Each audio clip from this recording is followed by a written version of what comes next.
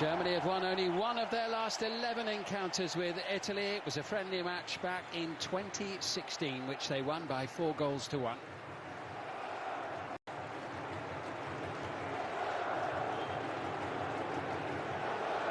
Hansi Flick makes 5 changes as he seeks a winning formula. Antonio Rudiger and Lucas Klostermann return in place of Thilo Kehrer and the suspended Nico Schlotterbeck at the back.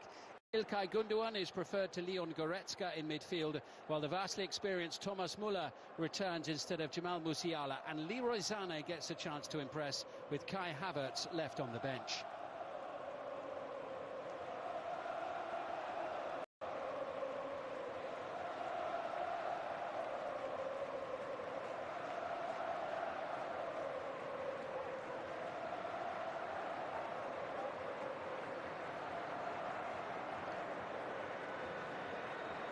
Tonight's officials are from Romania, led by referee Istvan Kovac, who took charge of last month's Europa Conference League final between Roma and Feyenoord. Green.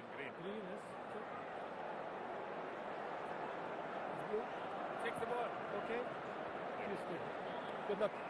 Good luck. Two heavyweight teams and certainly two top goalkeepers on the show tonight. Roberto Mancini continues his policy for this Nations League of making major changes, and today's lineup includes only 2 who started against England on Saturday: goalkeeper Gianluigi Donnarumma and midfielder Davide Fratesi. Among the changes, Leonardo Spinazzola continues his recent return from a ruptured Achilles. Nicolo Barella is back in midfield, and Wilfried Gnonto makes his second start, winning his 4th cap, all in the last 10 days.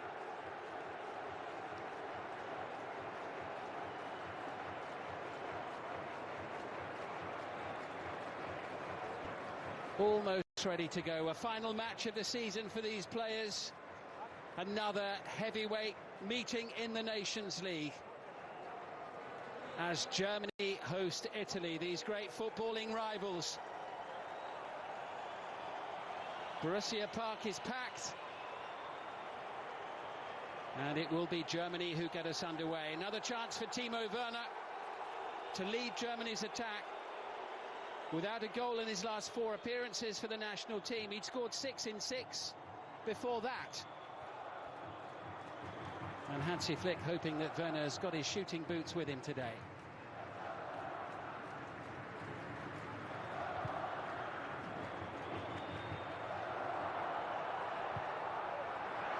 Germany getting forward with Werner here.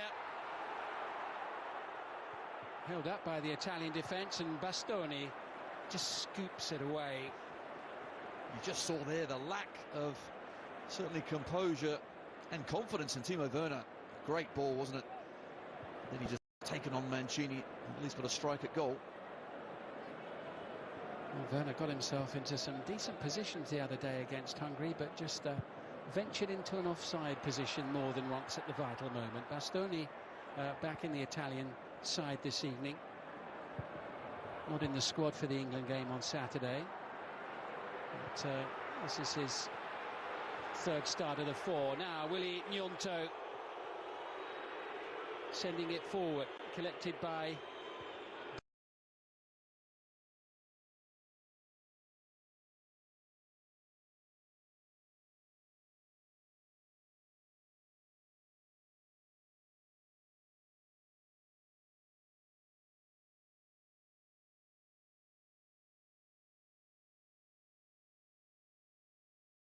Barella back in the midfield.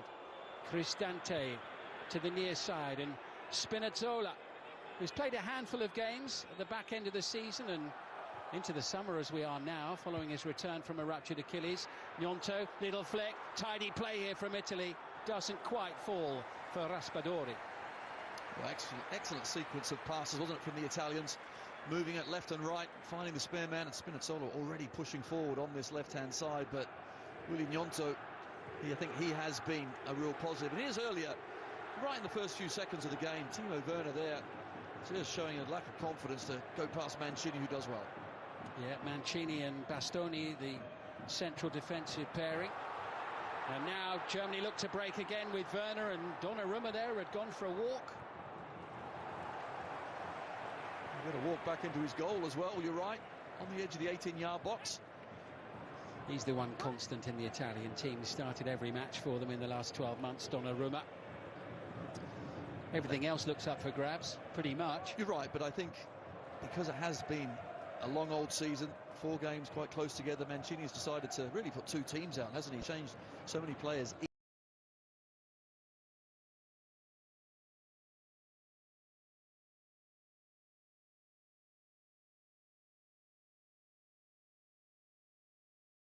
Each time, and that makes a lot of sense. Here's Zane. Now Aram getting well forward, little deflection behind. Positive start here from Germany. Yes, the home crowd really wants their side to perform. They are under pressure, of course, going to the World Cup. They'd like to hit some form, certainly that man there. Yeah, good opportunity for him tonight, Tony. Well, it is, because we know he is spectacular when he is on his game, but we haven't seen that often enough, and Germany really will want that.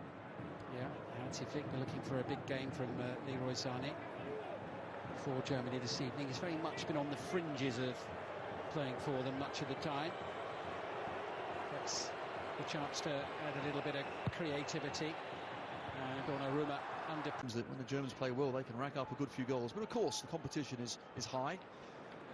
England, of course, and Hungary as well as Italy in their group, so not so easy.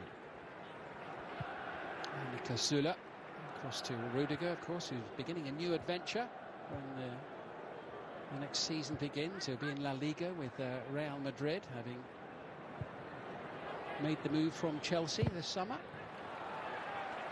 Klosterman finding the route down the right wing block there by Gnonto, who is a new player on the scene, isn't he, Gnonto? Promising young player, used to be at Inter, a bit of a sort of wonder kid he was when he was there, but a couple of years ago went off to Switzerland, plays for FC Zurich in Switzerland, and he scored 10 goals for them in this past season, and he gives Italy, or it would appear he gives Italy a little bit of something extra here and there. Exactly right. He's a player that when he gets the ball likes to take on his opposing fullback, and we saw in his debut when he came on.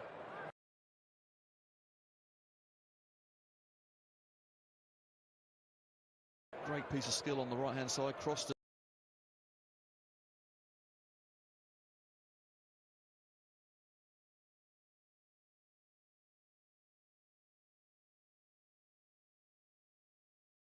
And Locatelli, I think, scored, but certainly that has been very, very impressive indeed. Here's Kimmich, who's played every minute of these Nations League fixtures. Müller lets it run. Here's Hoffmann trying to get in behind the Italian defence, collected here by Gundogan. He's a good little string puller from Germany's point of view, and Rudiger keeps it away from Giacomo Raspadori.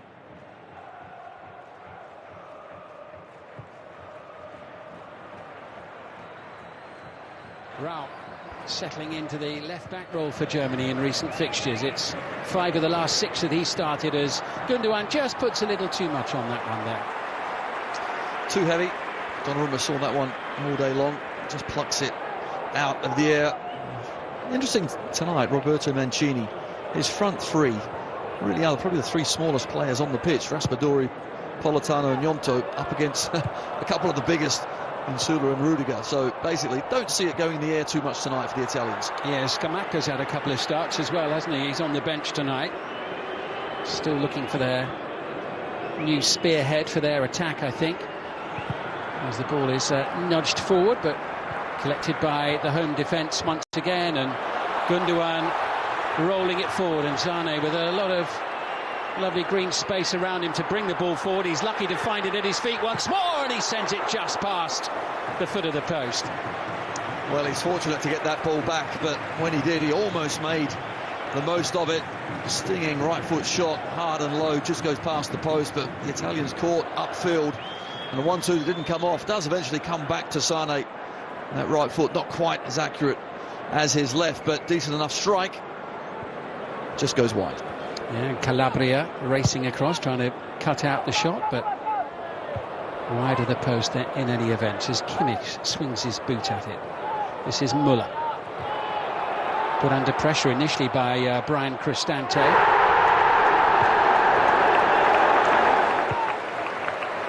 Raspadori wins the throw. Well, Hansi Flick was saying that, you know, he was looking forward to the Nations League and the uptick in terms of the level of the opposition. It would be good for his team. And clearly it will have been.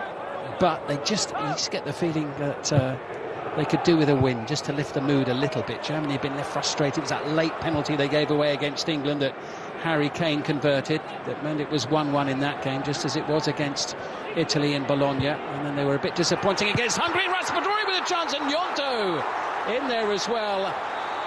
And it is in the gloves of Manuel Neuer. And Italy almost prizing open the German defence there. Well, what an incredible ball. Great save. I think it is just...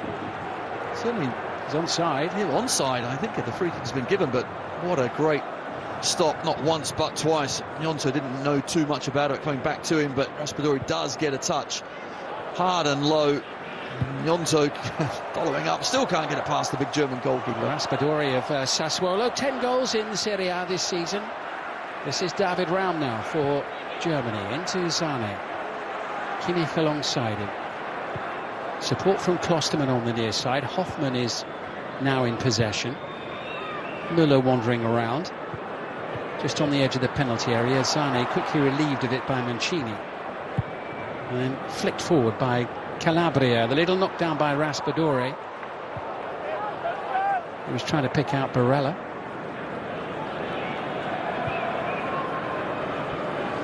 What's interesting about that last attack from the Italians is, for once, the Germans got the back line wrong, didn't they? Didn't pick up their men. Excellent delivery. But Neuer once again comes to their rescue. It's a little bit loose from Jonas Hoffmann, and it falls at the feet of Leroy Sané now. Raum again getting forward, and Sané can't pick him out. It's cleared away by Davide Calabria. Back with Gundogan. Now Kimmich. Klostermann had ventured into the box on the near side. Hoffmann, Kimmich. A thicket of blue shirts right on the edge of their own penalty area to get past there. You're right, incredibly tight. So many blue shirts, and they're trying to play narrow. The Germans playing central. Need to try and get it wide, get the Italians turned. Müller. Gundogan. Raum again trying to make tracks on the far side. Forced back by Calabria.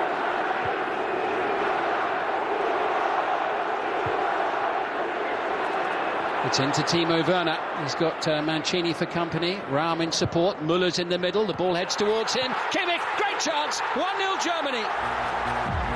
Kimmich with his second goal of this Nations League campaign. Werner, he's onside. Mancini doesn't see it, and he controls it. You can see the defenders are turned. They're ball watching, and in comes Kimmich from midfield. No one picking him up. And then they have the wherewithal to take one touch, compose himself, and just slot it home. It's a brilliant finish. Joshua Kimmich with his 5th international goal. And a very composed finish indeed. Just what he was looking for. A good start, isn't it, for the Germans? It's another goal to add to his collection. The second now, so vital. It really was a good finish, and Donnarumma just squeezed between his legs, couldn't quite get a touch on it. Now, the Italians got. Well, Germany fell behind in a similarly early fashion against Hungary the other night, and they equalised almost immediately. They'll be wary of the response from Italy, who have been lively in the opening minutes of the game. Neuer sending it away to Raum. Here's Sané. Ball gets away from Politano. Kimmich. Little flick there from Hoffmann, and Gundogan battling away well. Couldn't get past Gianluca Mancini. Here's Süle. Lovely ball forward from him to Werner for the goal. Less extravagant on that occasion, but he still found him once more. Here's Werner, keeping Mancini busy.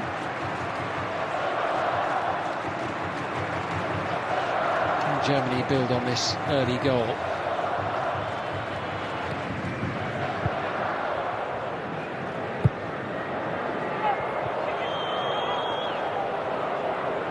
Sula. Now Klosterman.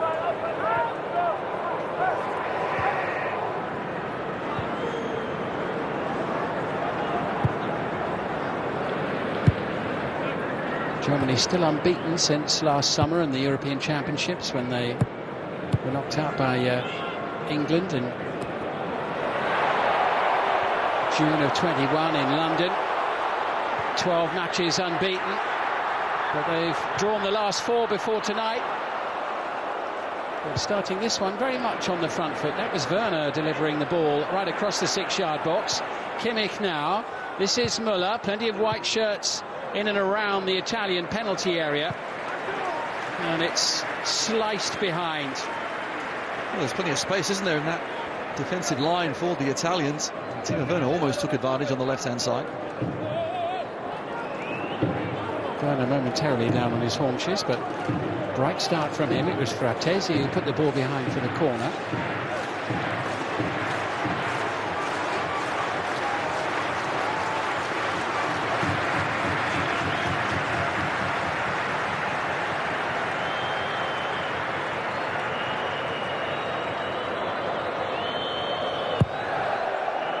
Raum's delivery, Donnarumma going down, feeling he was impeded as the ball was in the air.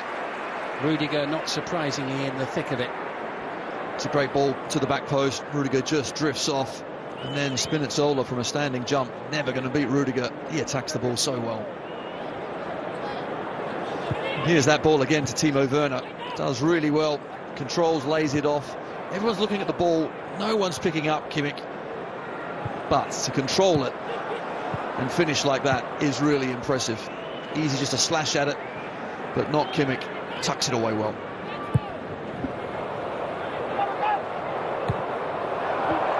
Spinazzola. The ball had just gone out of play.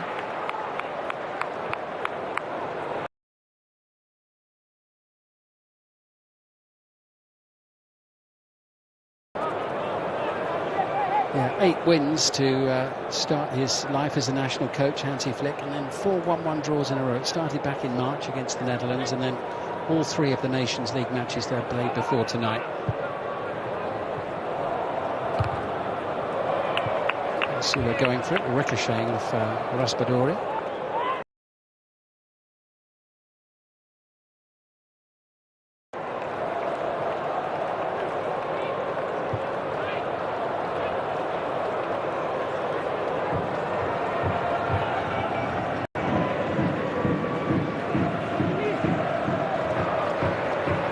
Here's Klosterman.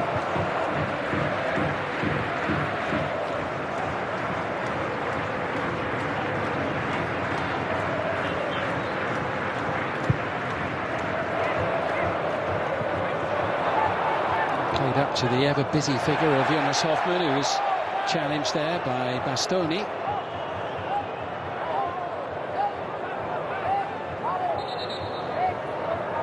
We'll talk about his future, isn't it, this summer, Alessandro Bastoni? There is. He's an exceptional left-sided centre-half. Of course, Inter plays left side of a 3. Not many of those in world football, and still young as well, so there's no doubt that plenty of clubs will be looking at him.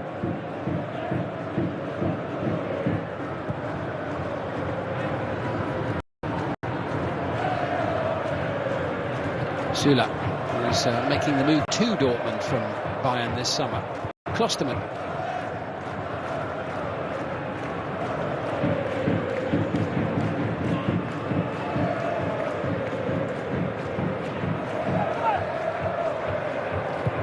Müller venturing forward, looking to get on the end of one of those long raking passes. It's an inch-perfect one, and the layoff didn't quite have enough on it to bring Raum into the play.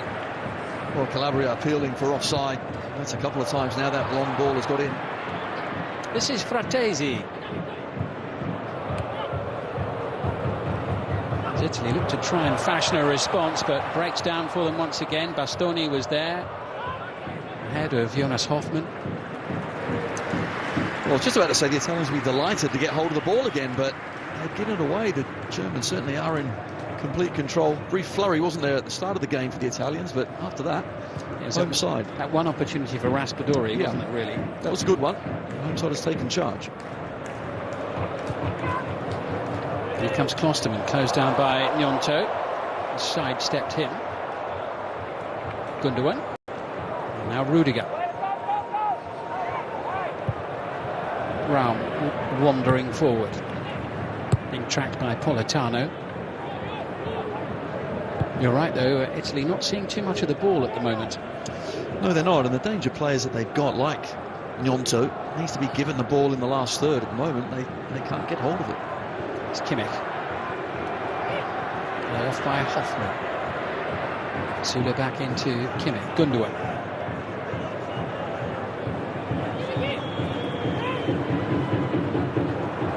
Good chase here. Klosterman will keep it in. That should be Donnarumma's ball.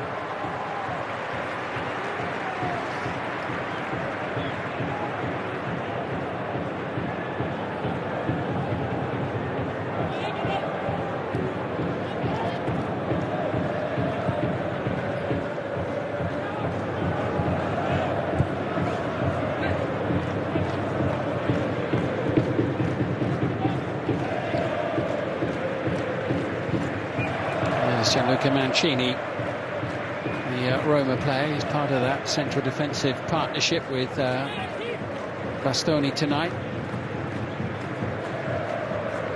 Only the third time he's played actually in the last 13 months for Italy, Mancini. Opportunity for him, played in that World Cup playoff against North Macedonia, and 90 minutes in the 2-1 win against Hungary last week in Cesena. Raspadori underneath it. He and Barella almost getting in each other's way. Spinazzola tries to take up the running. And Klosterman gets the ricochet off the Italian left-back. But it's good to see Spinazzola back playing. He was absolutely superb, wasn't he, during the last major tournament they won. Unfortunately, he didn't compete in the final, but really is a quality player. Yeah, ruptured Achilles for poor old Leonardo Spinazzola during the Euros last summer. Not that long back from it. Appeared in the last 3 league matches of the season and played the last quarter of the conference final for Roma against Feyenoord as well. This is his 3rd international appearance of the summer, so half a dozen appearances or so as he plays his way back in. That's a bang in the face there for Matteo Politano. Just unfortunate left hand.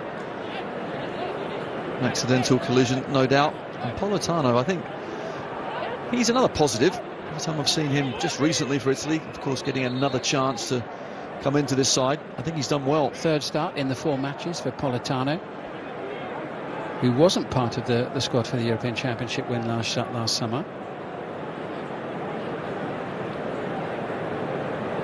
Referee Kovac just making his point.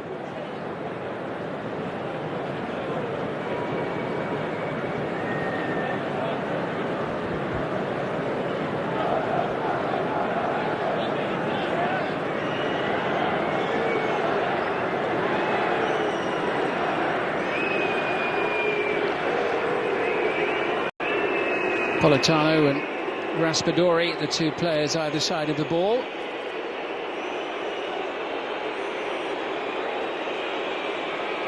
Only now is the referee happy. It's Raspadori who sends it in, and the header just over the top of the crossbar. Decent one from Cristante. It was, and not easy either. Long way out. See the high line. And Cristante's just ahead, but still swivels. Gets a decent contact as well, but very difficult to beat Neuer from that sort of distance out.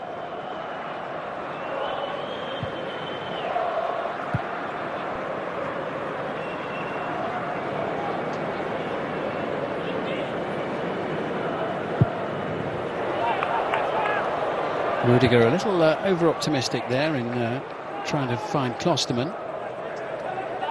Spinazzola with the throw.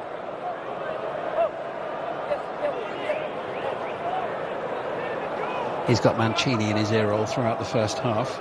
He can't wait for the second half. A little too high for Willy Gnonto,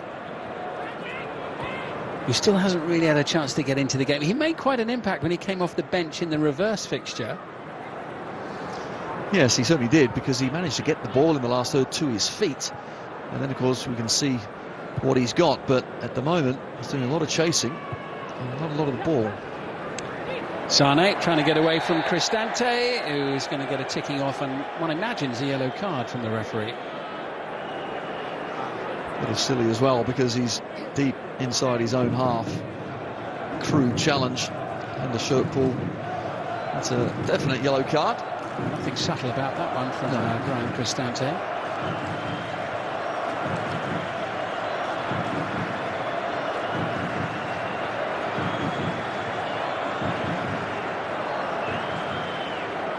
He's not going to get booked for that. Wow.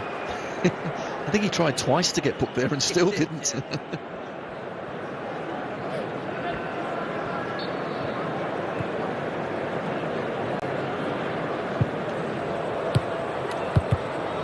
Brown sending it forward. It doesn't reach Timo Werner. Politano makes sure of that. Zula. Now Klosterman.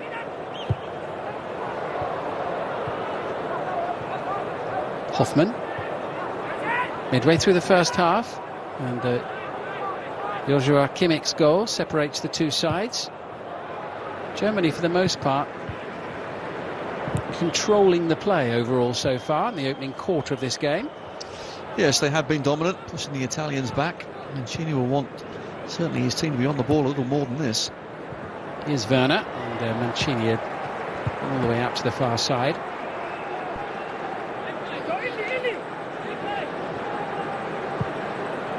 Ilkay Gundogan.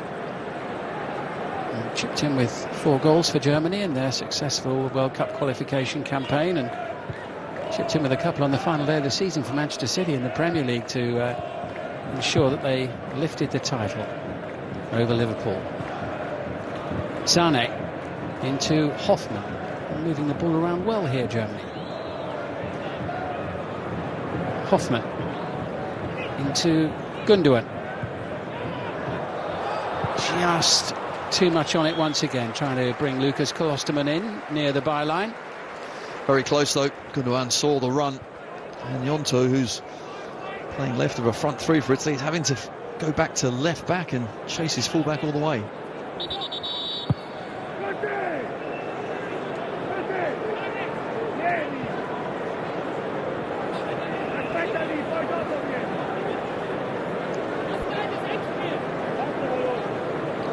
I told you Spinazzola got Mancini in his ear throughout the first half. As I played fullback, I know all about that. You can't wait till you swap ends and you get a bit of peace.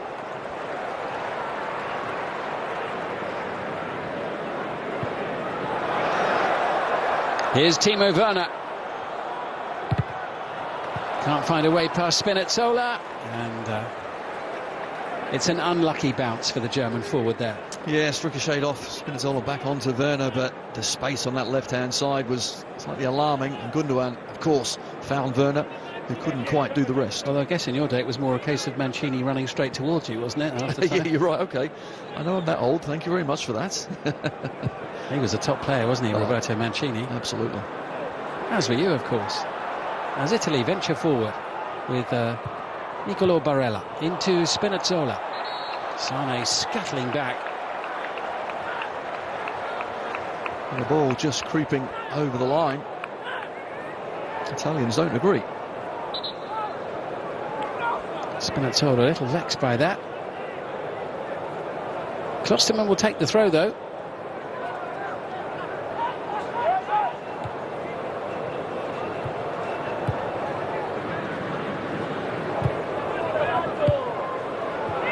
Here's Gundogan. Rounds in lots of space. That was a big challenge there. To win the ball back by Barella for Italy. Gnonto into Cristante. Bastoni deciding not to move the ball forward a little more quickly there towards the right-hand side of midfield. It looked like there was a pass on there, Tony. Yeah, it's got to move it a lot quicker, but I think they just settled to keep hold of the ball, get some passes in, and just try and take a few seconds away from the Germans. Bastoni.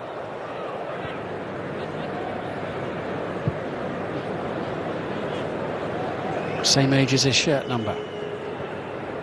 Collected on the near side. by Fratesi. This is Mancini.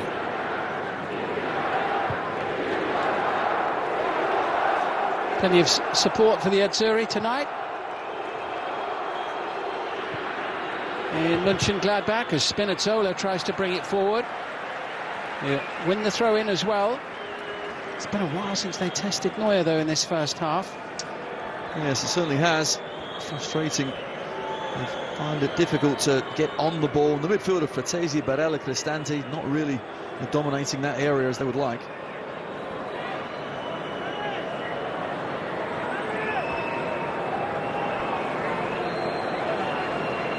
Lovely warm summer's evening, the sun just disappearing behind the stands. What can Italy do with this? What can Raspadori do with it? Well, he can pick out Barella. Giacomo Raspadori. It's Werner tracking his every move. Matteo Politano. Back into Barella.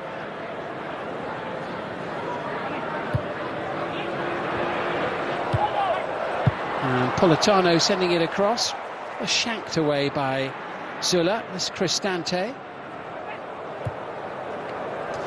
Well, the Italians with the corner kick seem to put in a lot of work to go absolutely nowhere.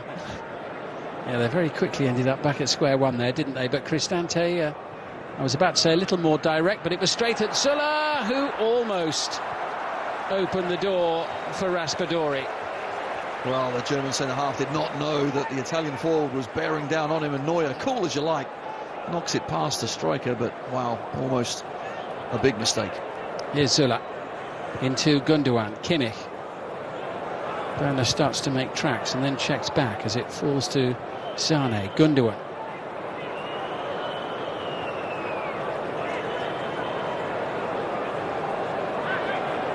Raum again available far side. This is Rudiger. Heading into the last quarter of an hour of the first half. Still the 10th minute goal from Joshua Kimmich, separating the two sides. Klosterman.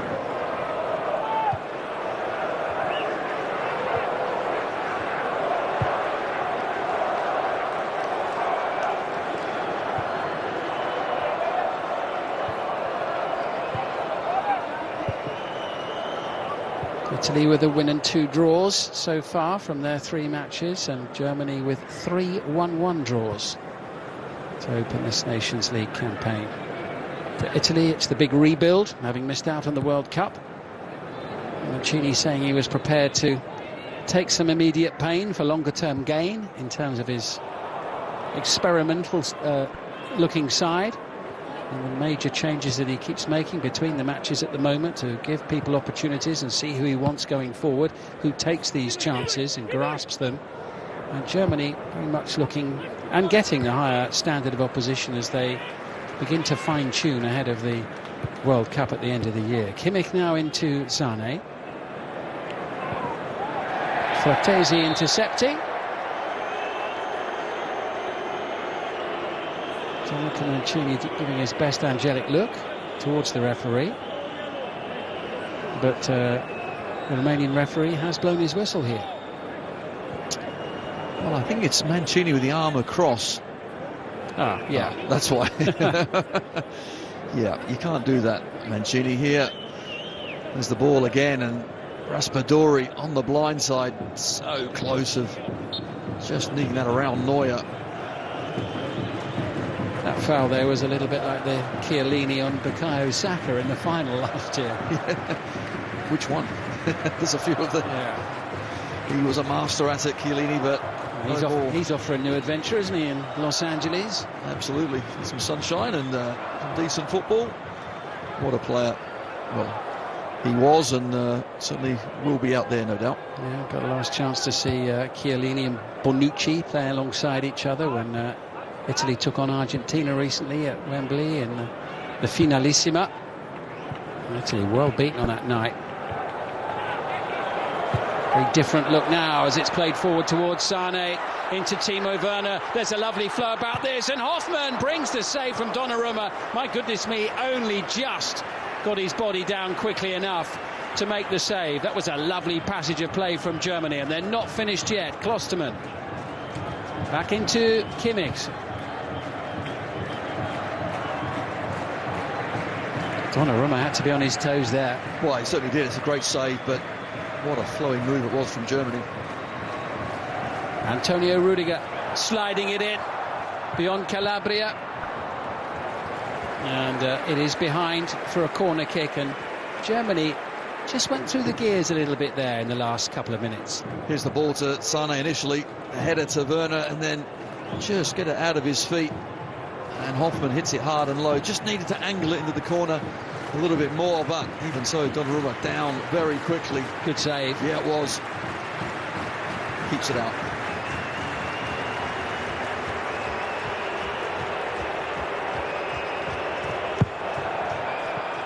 Muller with a little flick.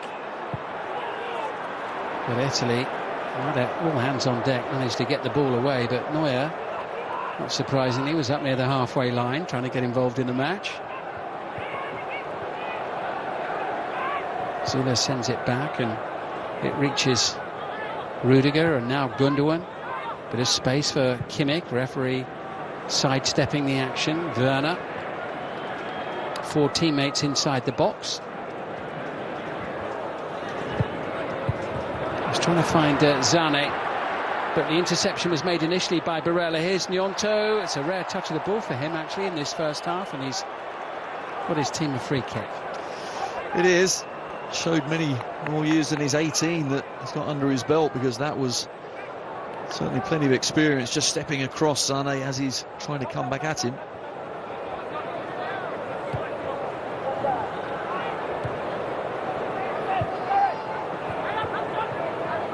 Spinazzola.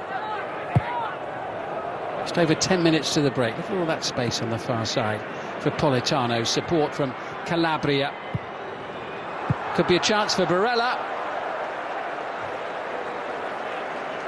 I think we'll just move on and pretend that didn't happen. Let's just say we expect more from Barella. Not easy, though, either. He was beyond that near post, but even so, not a great effort. He'll be happy enough so far, won't he, Hansi Flick? I think we're very pleased. Yes, I think their movement has been good. Passing's been nice and crisp. And I think the fullbacks have got forward at will, because certainly the defence and midfield are controlling the game. Niklas Süle brought the ball quite a long way there, and Klostermann challenged by Gnonto. Does well there, the 18-year-old. Back into Bastoni. Not sure, it didn't quite actually go out of play. I thought Mancini was going to control it for a minute then and join in. Which he could have done easily, even in those shoes. Absolutely. Gundogan.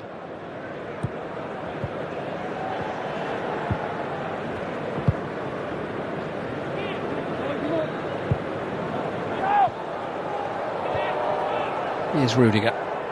One thing's for sure, Germany's defence looks a lot better when he's in it. And he didn't play on Saturday, and it showed. And Werner held at arm's length there by Gianluca Mancini, as it's shanked away to the far corner by Donnarumma. Raspadori straining to keep it in.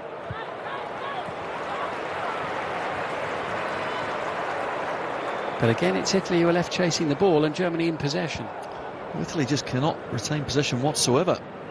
They're being forced to make a few mistakes. And once they give it away, they can't get it back. Yes, they're in a decent position, but the movement of the Germans, the width that they've got, they just can't cope at the moment. So 1-0, I suppose, is quite happy with that. Here comes David Raum around the back. And Spinazzola with the header away. Hoffman will get there. Gnonto in close attendance. Klostermann.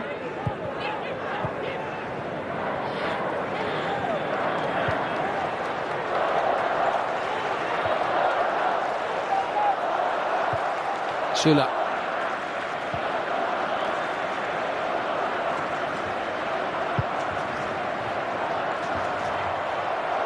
Kimmich. Into Zane.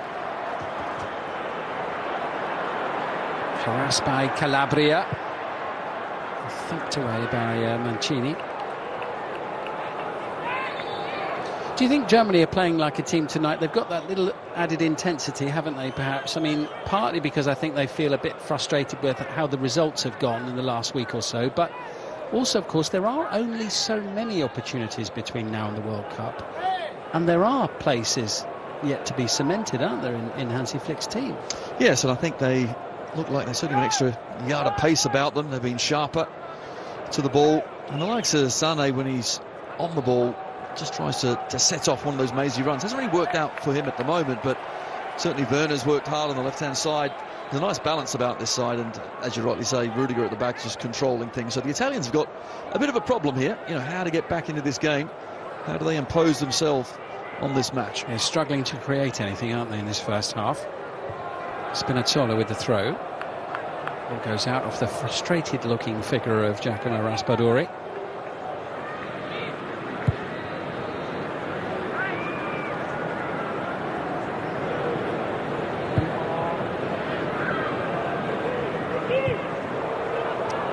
Sané. Now Gundogan. Zula sending it forward. Collected by Thomas Muller. Lovely pass. Leroy Sané. Straight at Donnarumma on this occasion, but Italy almost undone there. Once again, slick passing, found space. Sané's in for that left-hand side, and look how much space that he's got. This time allows it to run across on his favourite left, but you'd expect a better finish because he had time and space to pick either corner, and he couldn't do it. It was slick and it was quick, and it was very nearly 2-0.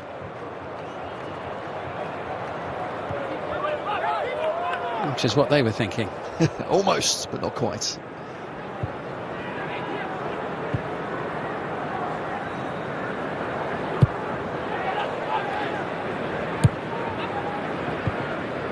Here's Muller back, and a little unfortunate collision between a couple of players. I think, is that Cristante who's gone down? I think it is.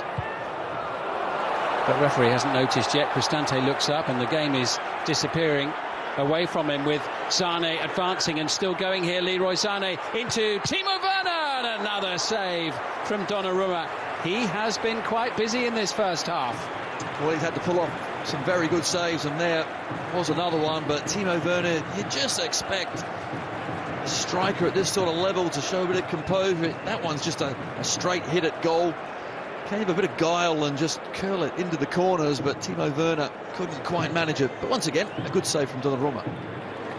He's an interesting figure, isn't he, Werner? He's been a mixed bag for Chelsea, really. And there was a change coming here for Italy shortly, and Brian Cristante is requiring some treatment. This was the incident here. It was a coming together between Kimmich and Cristante. I think maybe he's just injured his ribcage. Yeah, certainly purely accidental, but a collision, and Cristante has no doubt come off the worst. Still catching his breath a bit. 5 minutes remaining in this first half. Things look a little unsure for Italy at the moment. Cristante, good to see he's back on his feet. And that, the number 4, is Luis Felipe, who plays his football with Lazio. Big moment for him coming up. Certainly is, centre half. That means Italy will go to a back 3.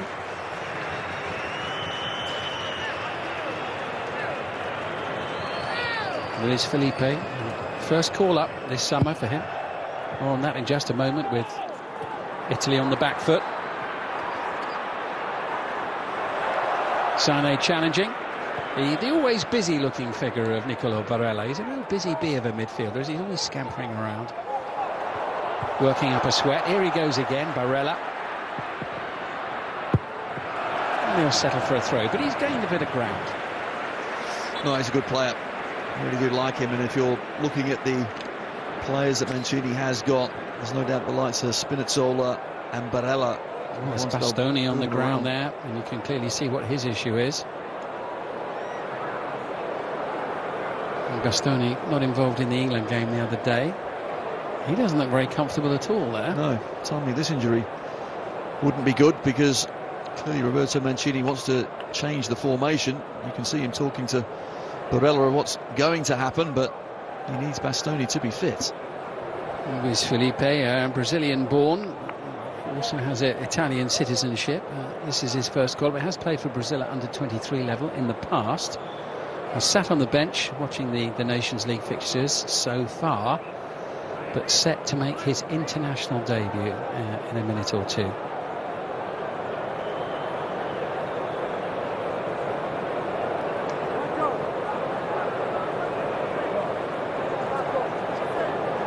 Well, not sure whether the magic spray is going to make too much difference. He still doesn't look very happy, does he? But at least up on his feet.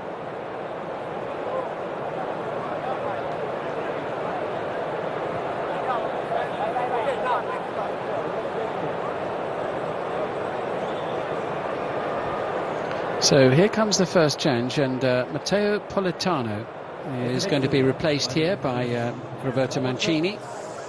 And Luis Felipe comes on for his international debut. Substitution to be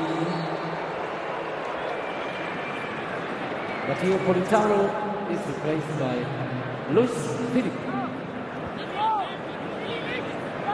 So Politano making way. Doesn't look injured, just looks like Mancini's trying to find another way, Tony. Yeah, different formation. Unfortunately, Italy just cannot get on the ball, so going through at the back, someone has to be sacrificed further up. It's Politano. Yeah, Barella couldn't hold on to the ball that time. Sula. Last minute of the opening 45 coming up. Germany having the better of the game so far, not just the scoreline. No, absolutely. They have been the better side. One or two hairy moments early on, Neuer coming to the rescue, but after that it's been largely untroubled for the Germans at the back, and going forward they've looked good and sharp. Yeah, and here's Gundogan. Deep inside his own half, a position we haven't really seen him in for much of the game so far. He's been much more involved further up the field. No real requirements for him to be in that sort of area where he is now for the most part. Zane. Bit of space here for Klosterman.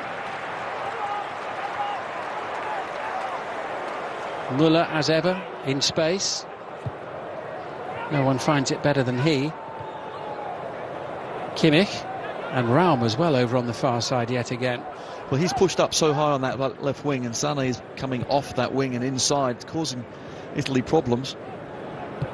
Yeah, Calabria's got plenty on his plate, hasn't he, on the right-hand side of the Italian defence? He has, and as soon as he moves out, of course, that's when the gap between the centre-half and him is too big, hence why going to a back three, hopefully, from Mancini's point of view, will plug some of those holes. We're playing a minimum of 3 added minutes at the end of this first half.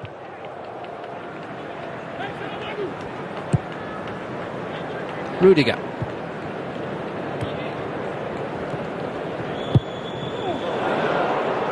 Well, managing to get that past Raspadori. But it's the only time, really, apart from that early flurry, that Italy have had a sniff or a hint of an opportunity is when the German defence have left the door ajar. That's the only opportunities they've had. There was the Sula moment and then that one there. Now on the front foot with Leroy Sané, but he doesn't come close to finding Timo Werner. Some mutterings in the crowd as well. I think we have to say that the Italians at the back are all over the place at the moment. So much space yet again that Germans couldn't take advantage of. The ball just gets away from Sané again there. Was a little unfortunate, not for the want of trying on his part, but one or two things just not quite coming off for him. Gundogan. Here's Thomas Müller, now David Raum. Up against Calabria. Müller's there to support. Gundogan nearby as well. Very much a rearguard action here for Italy in added time at the end of this first half. It was an interesting looking challenge that will lead to a penalty kick for a foul by Alessandro Bastoni on Jonas Hoffmann. And Germany with the chance in added time at the end of the first half to double their lead. Certainly was an awkward challenge. Bastoni is the wrong side of Hoffmann, but what he does next is not what you need to do. He's onside and from behind just barges him over. That really is a piece of poor defending. You can see the force of the push. It's a penalty.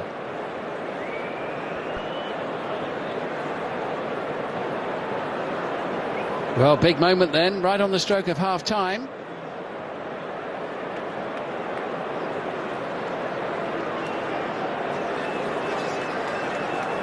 He's made some good saves in this opening 45, Donnarumma. And his country will be hoping he can pull off another one here. İlkay Gündoğan, the man with the ball in his hands.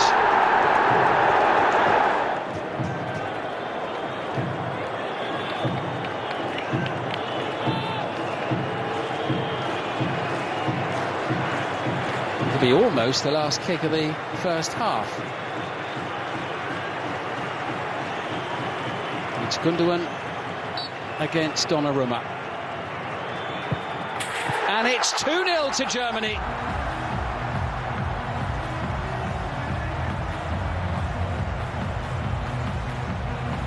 No mistake from İlkay Gündoğan, who rounds off what has been an excellent first 45 for Hansi Flick's side.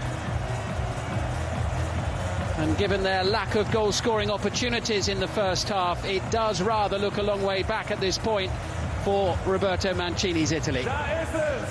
Here's the company challenge, no doubt that it was a penalty, but Gündoğan was trying to guess whether it was going to be left or right. When he eventually does stick it into the net, Bastoni will be so disappointed with his contribution, but it was neither left or right, it was down the middle and high. Good goal. Well, he's made some good stops in this opening half, Gianluigi Donnarumma. Did his best with his right boot there. But it's Gündoğan's goal, and it's Germany who lead 2-0 right on the stroke of half-time. Joshua Kimmich with the opener in the 10th minute, and Gündoğan with the final say of the first half. Germany 2, Italy 0 at the break.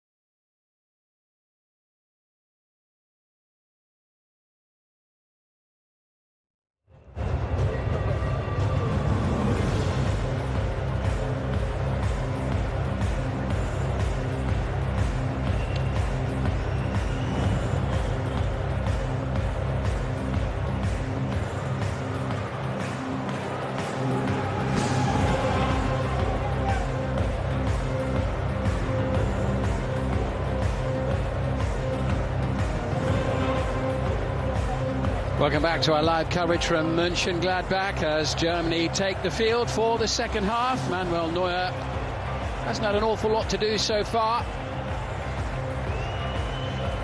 whereas Italy have plenty to do in the second half if they're to come back into this match.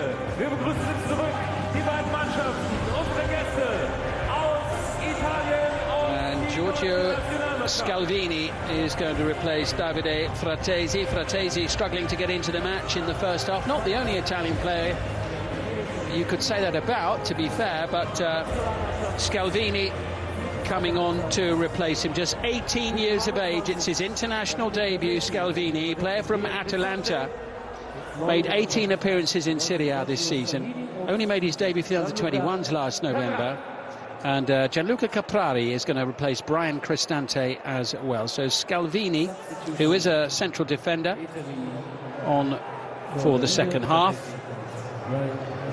And Gianluca Caprari also making his international debut. He's been on loan at Verona from Sampdoria this season and will be signing permanently this summer. 12 goals in 35 appearances in Serie A this season for Caprari.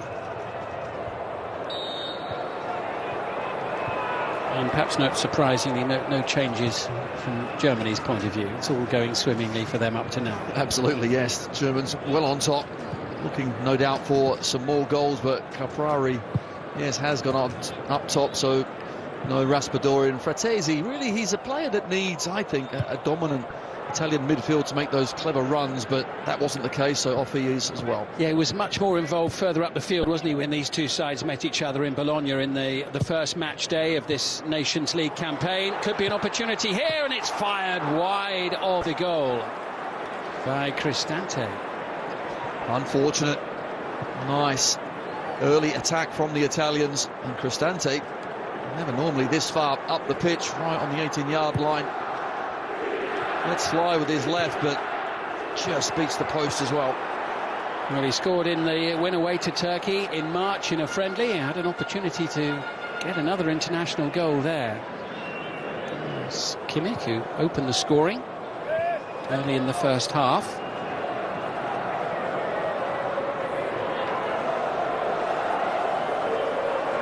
Three substitutes used so far by Mancini, and then that was Scalvini, his first touch in international football. What a moment that would have been had he got it on target. That would have been incredible. So what was your first touch? Well, I just stuck it past Neuer in Germany. Not quite, but who knows, it might be to come. Here's Müller, and Scalvini just takes it off him with consummate ease, striding purposefully forward. Here comes Spinazzola. Could be a chance here. Blocked by David Raum to deny Davide Calabria. Here's Barella. Support from Caprari and Calabria.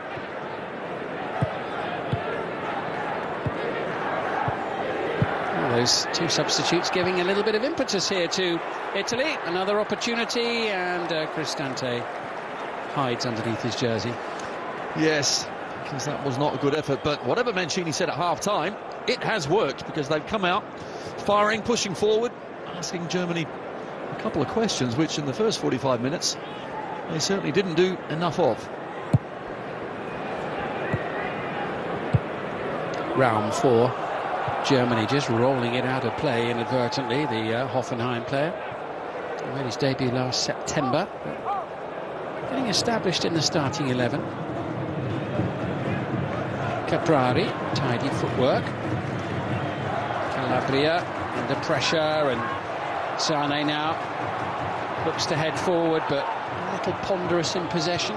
He was. The opportunity was there to play in Timo Werner, who just set up off on a sprint. Wasn't going to catch him, and the ball didn't come. It was a lovely ball by Scalvini away to the far side, collected by Spinazzola once more. Barella's got some space here. Game will have an entirely different feel to it if Italy can get a goal relatively early in the second half, give themselves a foothold in the match. Certainly puts them right back in it, but I'm just looking at the young Scalvini in midfield. Doesn't he look elegant? Tall, elegant midfielder. And he started First 3-4 minutes of his international career pretty well. He's roaming around as if he owns the place. Yeah, absolutely, and why not? Confident young lad. Spinazzola. Scalvini.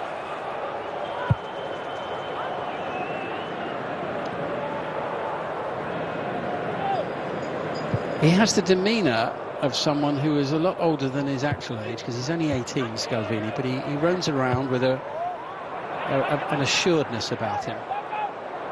Doesn't look hurried. Gnonto chasing, Rudiger there first, and Caprari just sorting his boots out as Gundogan strides forward, and it's at the feet now of Leroy Sané. Out to Werner.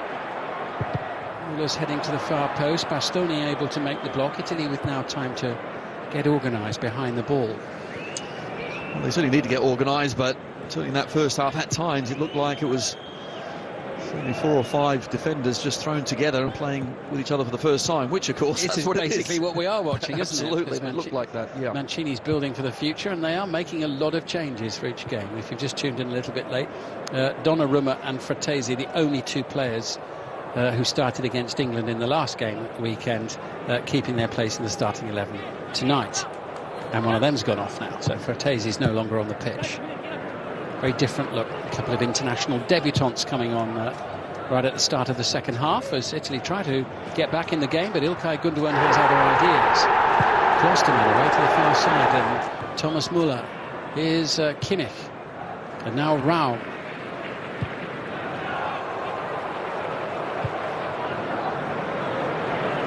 Müller with time, looks to pick the pass towards Werner. Hit it away.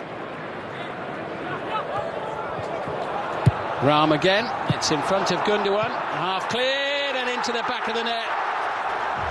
Thomas Müller makes it 3-0 Germany.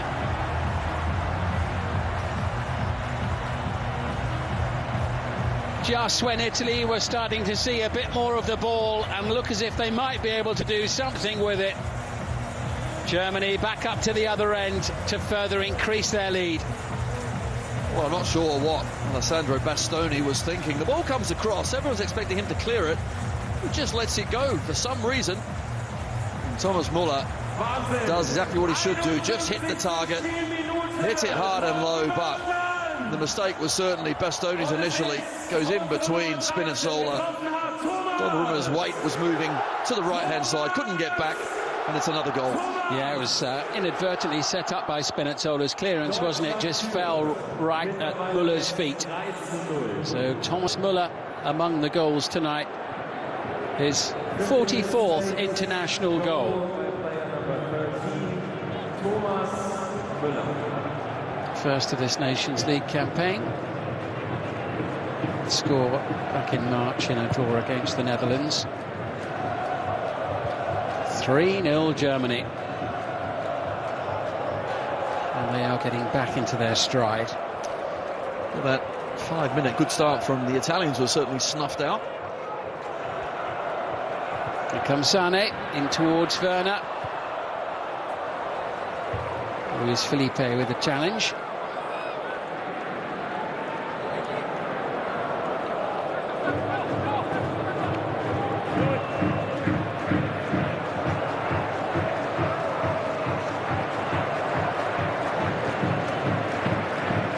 Klosterman away to Jonas Hoffmann. Here's Sané skipping away from Scalvini. Stante.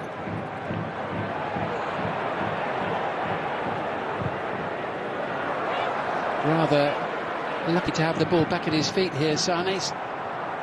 Couldn't find Gundogan with the pass. Now it's with Rudiger. Raum. Werner. Germany looking hungry for a fourth. Müller.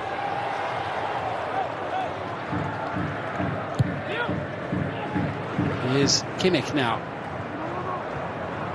Real confidence about the way Germany are moving the ball around, as you'd expect when you're 3-0 up against the European champions. Yes, and there's options for the man on the ball. Both fullbacks pushing forward and high. Kimmich and Gundogan just picking balls left and right.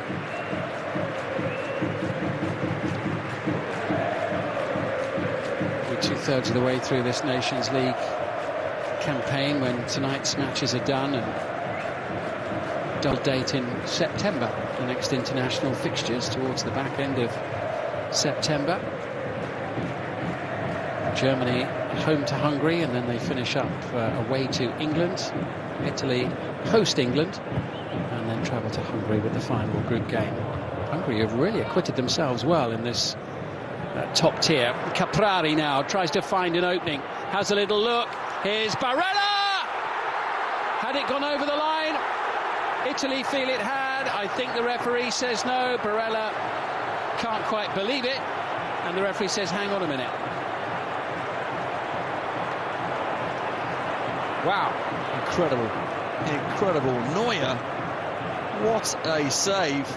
Just amazing. Was he offside as the clearances made by Neuer? Rudiger tries to step up, and then Caprari slips the ball through. Barella is just offside. I thought he looked as if he was running forward, but wow. Manuel Neuer, that's a great save. That's just unbelievable. He has pulled off some tremendous saves, and that is another one. Okay, it wouldn't have been allowed, but he wasn't to know, and somehow a great German goalkeeper adds another tremendous save to his list. And here come Germany with Raum striding purposefully forward. He has to settle for a corner on this occasion of Calabria. That's a frustrated whack of the ball down towards the corner from Donnarumma. At one end, I thought he might have got at least one back, and all of a sudden the Germans come straight back. 3-5-2 from the Italians. It's taking a little while to settle in, but whatever they do, whatever formation they play, they're finding the Germans too hot at the moment.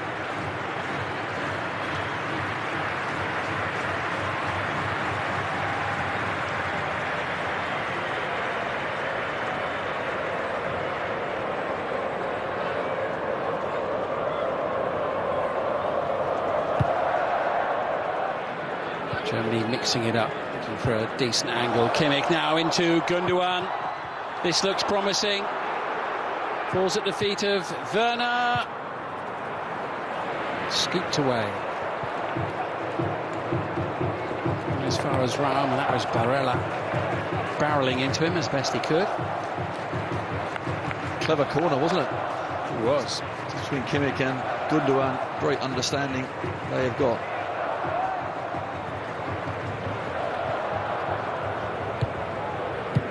Ball sent forward initially by Klosterman. Here he is again.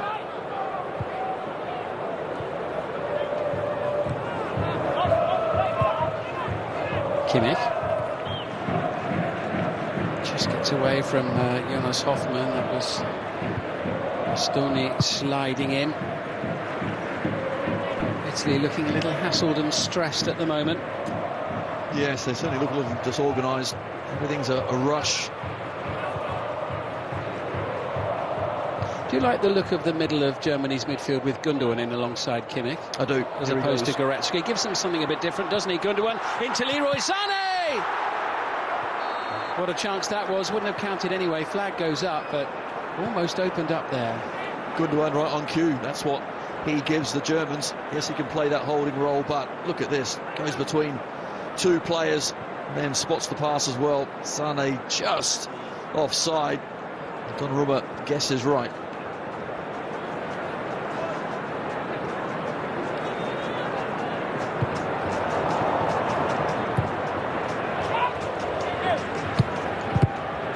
Calabria, well, it's the best he could have done in the circumstances there, I think, in a bit of a tight spot in the corner. There's Goretzka, of whom we were just talking, having a wander along the touchline with Serge Gnabry, one or two of the other substitutes.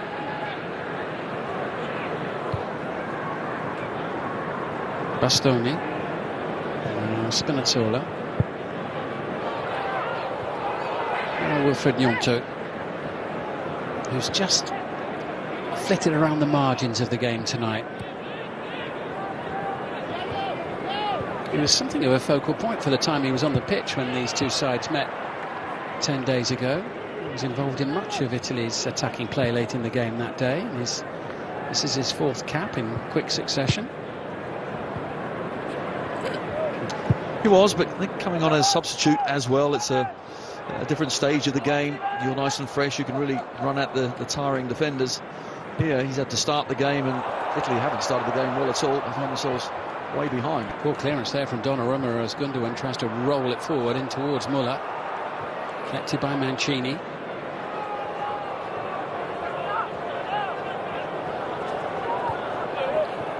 Bernardo Spinazzola. Layoff by Cristante to the far side. Bastoni.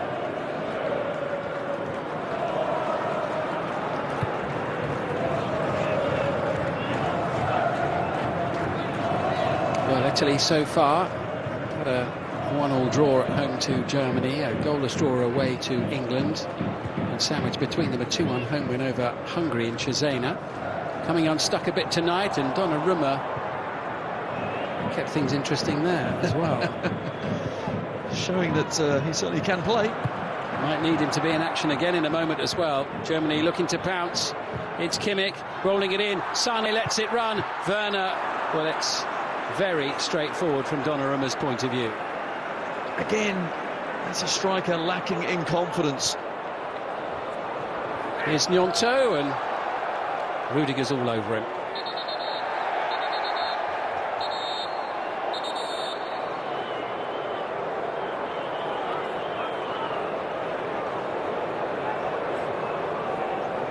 There's always a certain intensity about Antonio Rudiger, isn't there? That's what makes him so good, but there is a line that I think he's very good. It's a yellow card. Okay, he's just crossed it.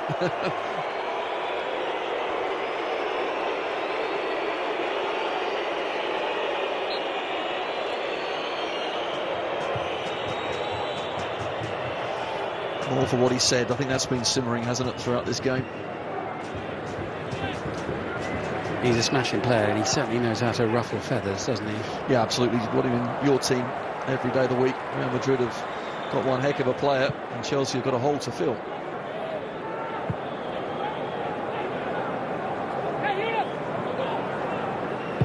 Muller still throwing in his €2 worth with the referee. This is Lucas Klosterman. It was only as far as Bastoni. We're inside the last half an hour in Mönchengladbach.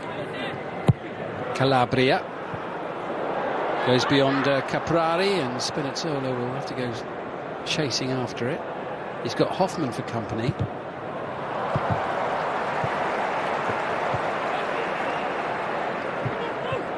Quick with the throw into Cristante. Not a lot of space down there. And Muller wins the throw for Germany. Does he not? No, I thought he had.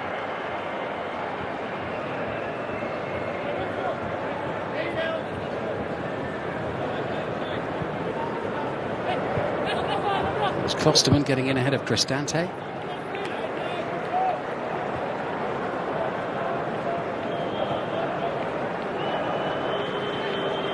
Barella. Here's Felipe to the near side, and Calabria. Barella finds Calabria again. Caprari going for the spectacular. Which it certainly would have been. It would have been. Had it come off. They just needed to connect with the ball. That was the only problem. Sane with a little day off. Hours of frustration around the stadium. Gnonto now with a chance to run at Rudiger. Barella takes it up. Trying to force the issue. Well, Rudiger does take some getting past. He does. He's on a yellow card as well, so can't dive in. And once you got inside the box, Gnonto thought, right, take him on again, but he just can't. Rudiger very good, getting his body position correct. Serge Gnabry then to replace Jonas Hoffman, and Hoffman's had a really good couple of weeks in these Nations League matches. Scored a couple of goals. One against England, one against Hungary. He's done himself a word of good in terms of looking towards the back end of the year. Yeah, absolutely. He's been very good indeed. It's a nice balance to the side. Serge Gnabry, who missed the game the other day with a calf injury. but given a final run out of the season by Hansi Flick. By number 10,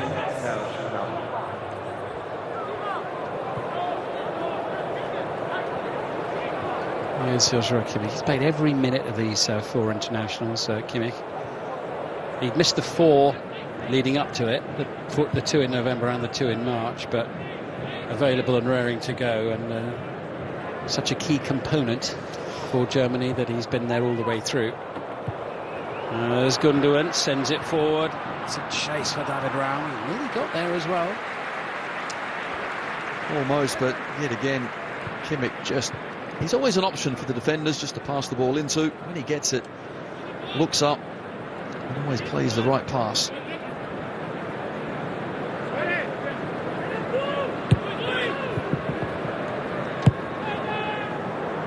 Here's Alessandro Bastoni.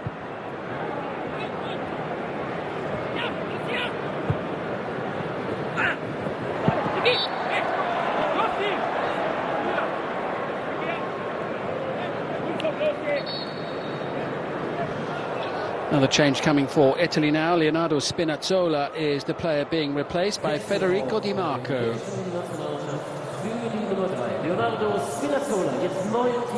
Federico Di Marco of Inter has now appeared in all 4 of the matches in this international break, his first 4 international appearances.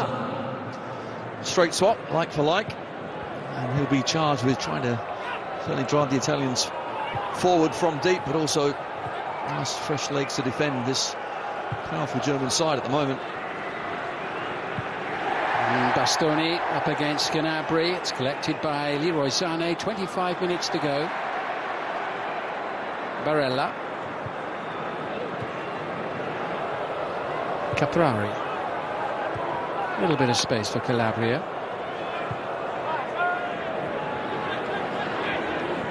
Gnonto. Can't get the better of Raul. Barella, who was available to help out. Scalvini is taken off in very easily by Antonio Rudiger. Gundogan into Sané. Nice ball to pick up Timo Werner. Gnabry was in a great position, teeing up Gundogan, trying to pass the ball into the back of the net.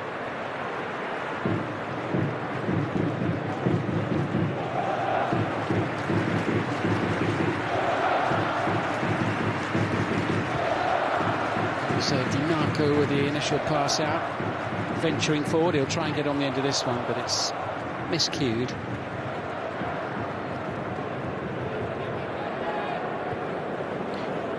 They do look a bit like what they actually are, don't they, Tony? As you mentioned earlier, Italy, a team that haven't played together very much.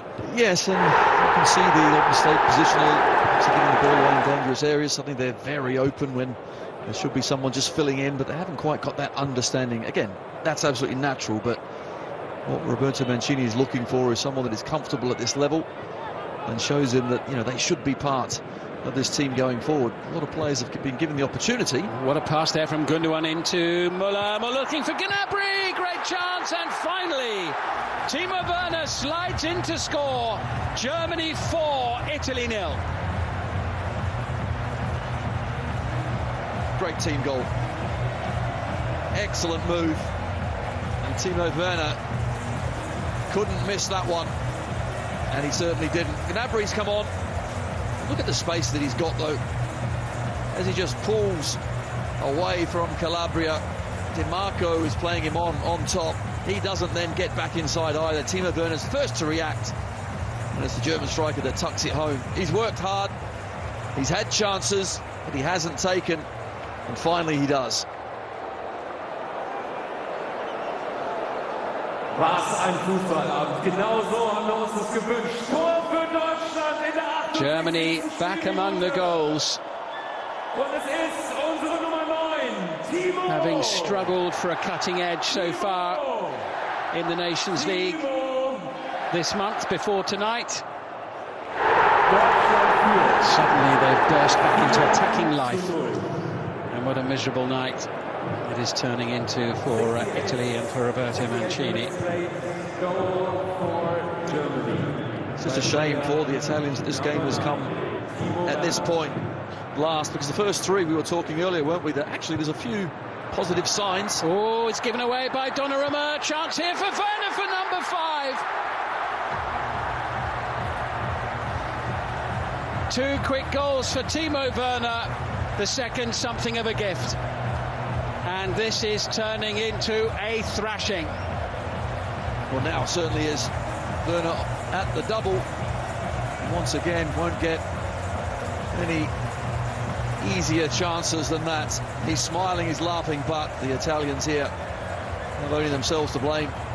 Bastoni back to Donnarumma, and unfortunately there it goes all wrong. Instead of just clearing his lines with no options, he gives the ball away, and Timo Werner basically takes a penalty with the goalkeeper on the 6-yard line and scores quite easily. 2 goals in 2 minutes for Timo Werner. Real confidence boost for him. What a mess from an Italian point of view. Absolute shocker, isn't it, from Donnarumma? Don't expect that from him, but yep, we got it. It's 5.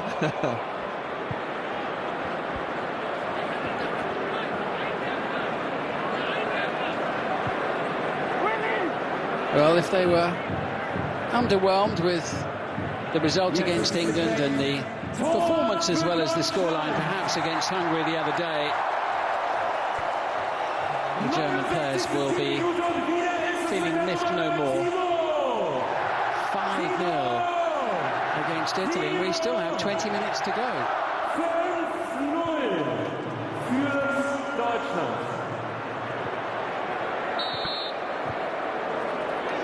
Before I was rudely interrupted by the Germans scoring yet another goal, I was mentioning that if this game came at the start of this Nations League campaign and they finished with the 3 previous results, it wouldn't look so bad. But this gives Italy and Mancini a sour taste, doesn't it? Yeah. See Caprari there just a little offside, because this has been a mauling, absolutely. Yeah, but when you consider the changes that they've consistently made during this Nations League campaign, they are sort of, tearing it down to build it back up again.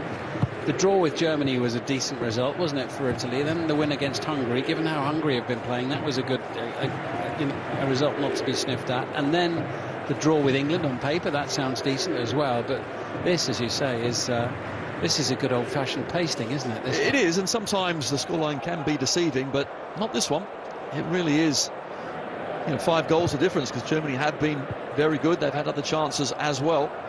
Okay, the Italians might have scored 1, but that is about it. It really has been a professional performance so far from the home side. And no doubt we'll go in search for more.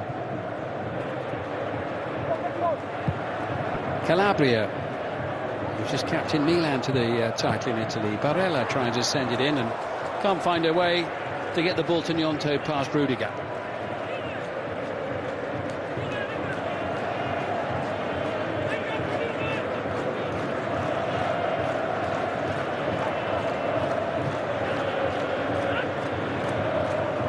Barella still beavering away. Calabria looking for Di Marco. Caprari underneath it, but Sula was there first.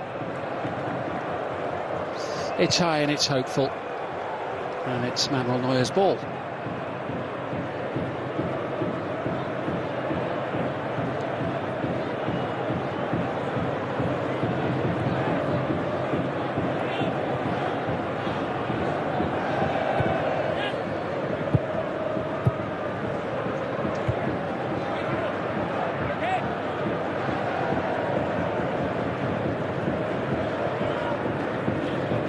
Sula.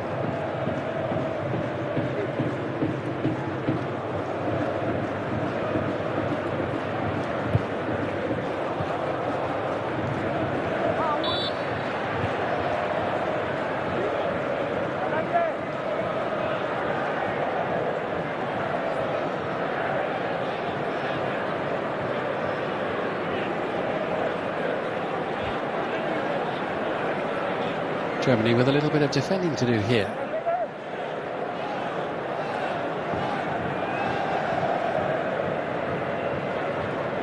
Neuer with that one outstanding second half save from Barella, who was actually, it turns out, in an offside position anyway, but it was a Wonderful save nonetheless.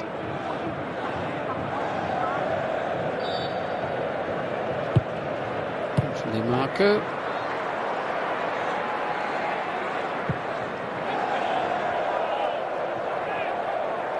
Very confidently dealt with by the German defence.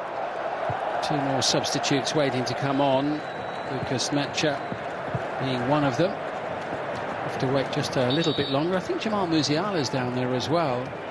Little over 15 minutes remaining. It is Musiala, and he will come on to replace his Bayern Munich teammate Thomas Müller. Thomas Müller, who scored the third goal. Here it is. An excellent goal it was as well. Hit first time into the ground, but just hit the target. And back of the net it goes. Für die beiden neu auf dem Platz.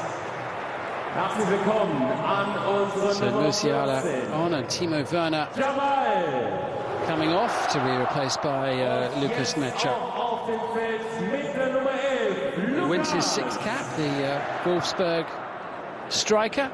Turned into a good night in the end for Timo Werner. It certainly has, and he just needs a little bit of confidence. Certainly a streaky striker in that we know what he can do, and when he gets it right, he certainly can score goals, but it's been a little difficult for him recently, but in this game as well, it started not well, had a few good chances, but finished extremely well. A double for his country.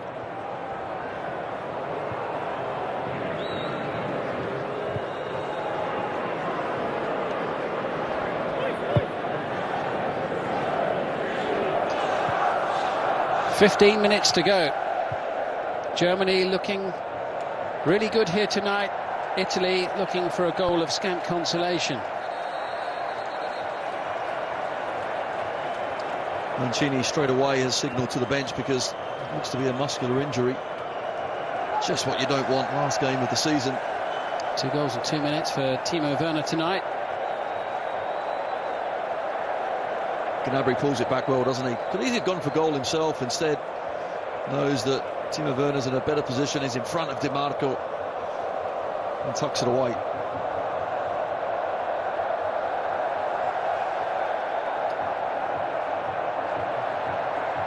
What a difference a year makes for Italian football.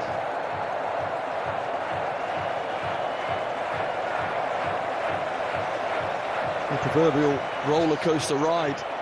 Not making the previous World Cup, winning the Euros, and now not making this World Cup.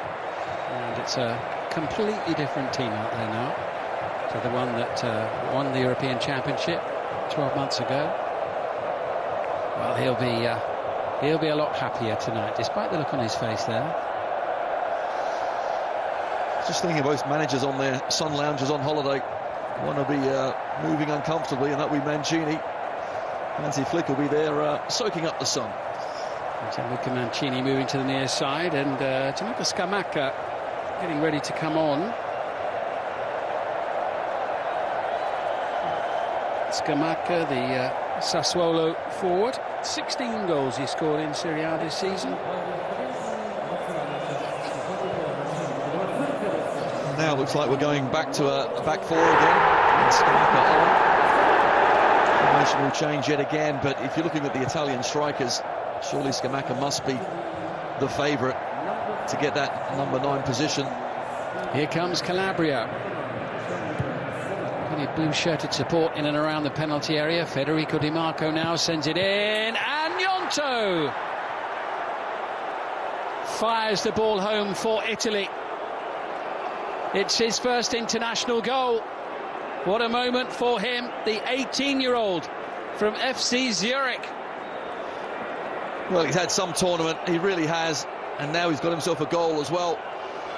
Italy committing bodies forward. Di Marco just fires it across. It's a good save, but straight into the path of Gnonto. He's the one that's alive. He's following up, and he tucks it home for what will be, for the young man, a memorable goal. He was in the right place at the right time there to snaffle the chance.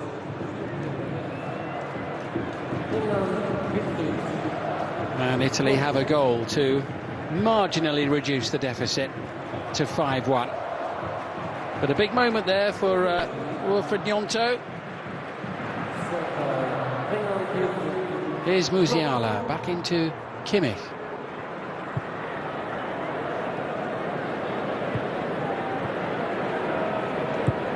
Kimmich.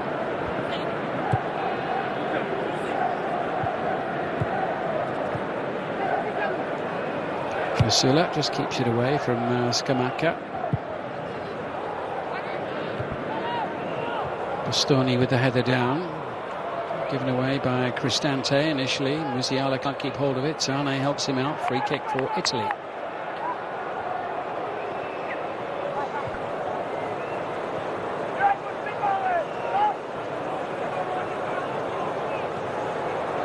He'll be pushing hard, won't he, Musiala, to try and get a starting role later in the year? Yeah, if you think of this German side, you have to say, what, 8-9 positions pretty much nailed down, but Musiala is one of those that could add something extra. I remember going to the 1990 World Cup with England, and just before, this young Geordie lad called Paul Gascoigne turned up, played an absolute blinder against the Czech Republic, and suddenly he was in. He was a star man. So Musiala, I can see in that sort of mould, he could do that for Germany.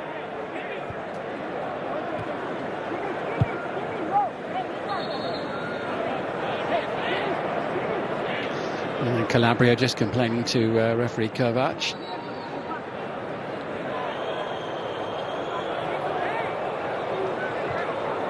Kimmich is he's so competitive, isn't he? He's still pretty spiky even when he's winning 5-1. You have to be. High standards, you have to maintain them.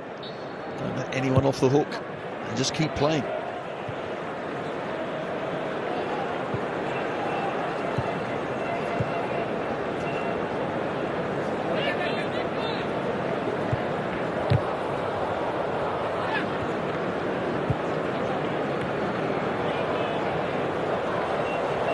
Here's Kimmich into Sane. Gnonto with the challenge. Advantage played by the referee, which doesn't accrue to much because Gundogan for once gives it away. Here's Barella looking to get things moving. Scamacca. Good header there from Manuel Neuer, but we were all waiting for the flag to go up. Yeah, Sula knew exactly where the ball was going, just stood his ground. You can see him there on the halfway line. Rudiger's up, Sula's up, Scamacca's yard offside.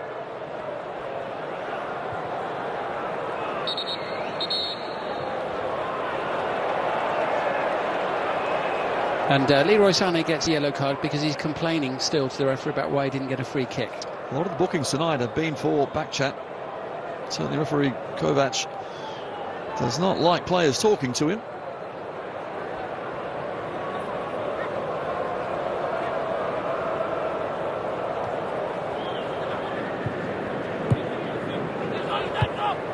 Kimmich. Beautifully flighted, just a little too far for Ilkay Gundogan. I think that partnership has been tremendous tonight. Yeah. Gundogan and Kimmich, they really have been very good. Never normally flat either. One goes forward, one drops deep. Here's the goal again from Gnonto. As it comes across, you can see him on the move, hoping that it comes out, and it does, straight to his feet. He'll remember these 4 games, won't he? Well, one back there by Musiala. Picking out Gnabry. Here's Kimmich. This is tremendous from Germany, just breaking down at the last moment. Scalvini getting it away for Italy. Gnonto collecting now. He was fouled there by Kimmich. He wasn't about to let Gnonto get up to full speed. No, certainly not. The foul for the team there. See Kimmich just coming across. Gnonto does well. He's always just getting his body in between him and the ball.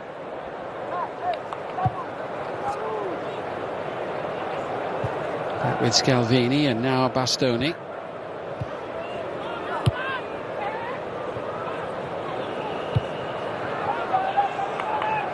Here's Calabria.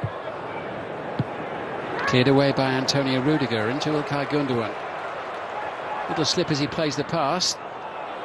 Then he brings Mecha into the game, and it's Sane who is able to collect. Support here from Gnabry. challenge from Bastoni, who might have been a little nervous for a split second or so there. Could easily have gone wrong for him. Up towards Scamacca. And back under control for Germany with Niklas Süle. Yes, I think this is the best I've seen Germany in this Nations League for sure. Consistently over what is 83 minutes so far, they have been very good, very sharp, and suddenly in that last third there's plenty of chances. Here's Musiala, can't find a way past Luis Felipe. Kimmich, Gundogan, now Süle. 6 minutes to go, plus added time. But the final whistle can't come soon enough for those in blue. Here's Calabria.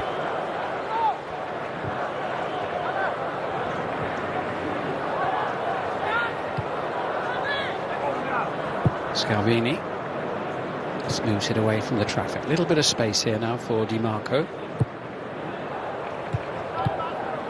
He'll take the return from Caprari. Now with Barella. Misguided and in the end thumped away by Klosterman.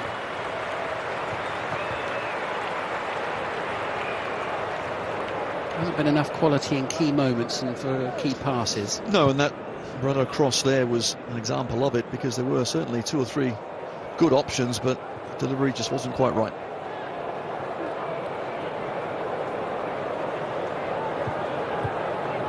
Scamacca with the layoff. Willy Gnonto now. Calabria. He's going to have a crack. Comfortable for Manuel Neuer.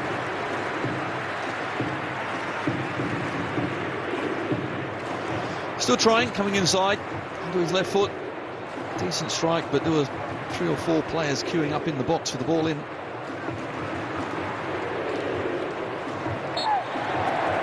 Foul on Kimmich by Gnonto. Didn't go down terribly well with Germany's number 6. Jonathan Tah is going to come on. So is Anton Stach. Stach will win his 2nd cap. Both Stach and Tah making their first appearances of this Nations League in June, and we have a spectator holding the game up and proving to be decidedly elusive.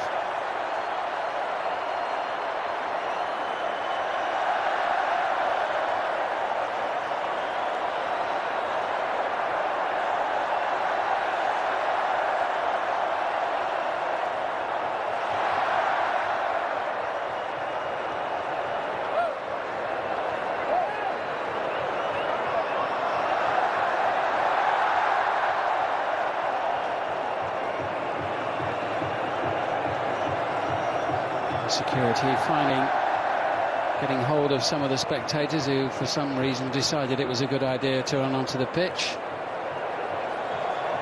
What a pointless way for them to end their evening, as they'll be frog marched out of the stadium, and hopefully in a moment or two we'll be able to continue with the final few minutes of the game. So Stach is going to win his 2nd cap, the Mainz player. He made his debut for half an hour against Israel in March. And İlkay Gundogan is going to receive a fantastic reception from the Gladbach, the Mönchengladbach crowd. And rightly so. Gundogan has been exceptional tonight. Und mit der Nummer 4 ab sofort mit dabei Jonathan. Substitution Germany. So Jonathan Tah on for Niklas Süle as well for the closing moments of the game. And number 21 are being substituted. Niklas Süle and İlkay Gundogan. They are replaced by. And here's Sane now. For Jonathan Tah and number 23. It seems there might still be time for a goal-scoring opportunity or two.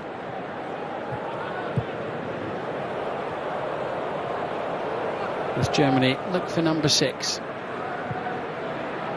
Raum. First touch there for Stach, back into Rudiger.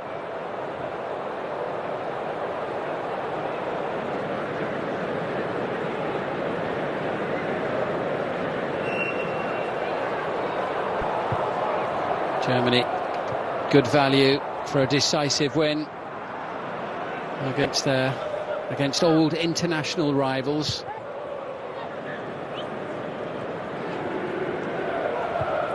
Bastoni sending it forward. Di Marco is Inter teammate, sending Calabria off on a wild goose chase to try and keep the ball in play. It's been that sort of night really for the Azzurri. Yeah, so many new players just not quite clicking. Very difficult to have that sort of understanding, but the first 3 matches it didn't look too bad, but here they come up against a team that really have shown up exactly what they are, and that's a new side trying to rebuild. Here's Musiala, Klostermann, Kimmich. Last 30 seconds of the 90 minutes as Kimmich sends it forward. Lemaitre goes chasing after it. Leroy Sané in the middle as well. It's into Leroy Sané. Oh, just wide from Stach. That would have been some entrance. Stach with the shot, unfortunately didn't hit the target, but Sané left it go. Luis Felipe knocks it straight back to him, and then running onto it, you're talking inches, aren't you? Just outside of the post. Yeah, ball's width wide of the post there from what would have been a first international goal, and as you say, Tony, quite an introduction to the match.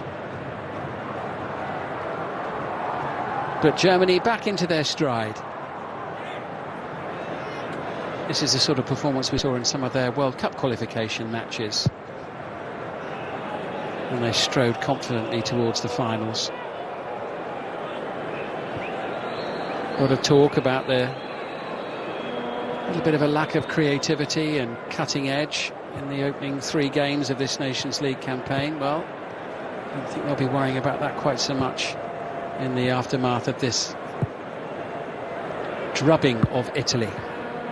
Raum away from Calabria.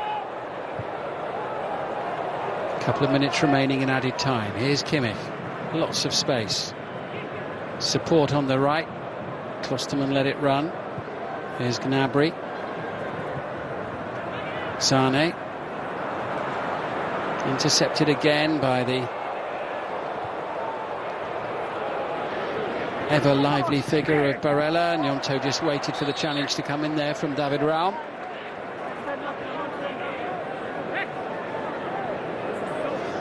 Certainly was a foul. Too eager from the German fullback. Didn't want Gnonto to get it and turn, run at him.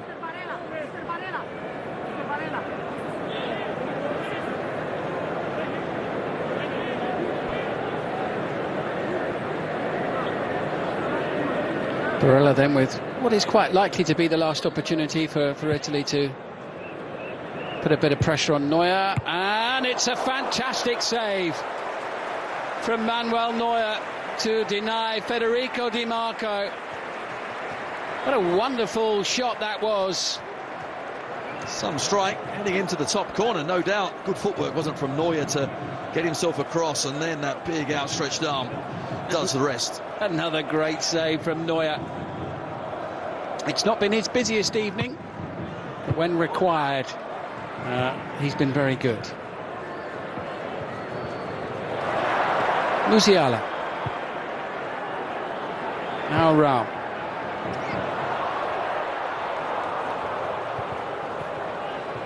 Kimmich losing out to Luis Felipe. Gnonto. Challenged by Gnabry, and Rudiger hustling after it.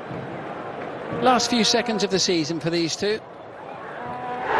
Certainly going to finish on a high for Germany. Plenty to smile about when those players are sitting on the beach next week as they look ahead to a new campaign and a trip to the World Cup later in the year.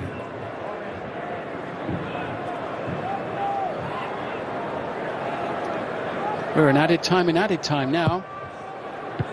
Into the near post and into the back of the net from Alessandro Bastoni. Italy have a second goal of the night, but it is way too little too late for them. But Germany will be frustrated to have conceded in such a manner right with the last effort of the game. It's a good ball in, excellently flighted, but even so, Bastoni gets in between two German defenders and tucks it home. Well, it's his first international goal, but he's hardly of a mood to celebrate it particularly. But Bastoni was there, fine finish. 5-2.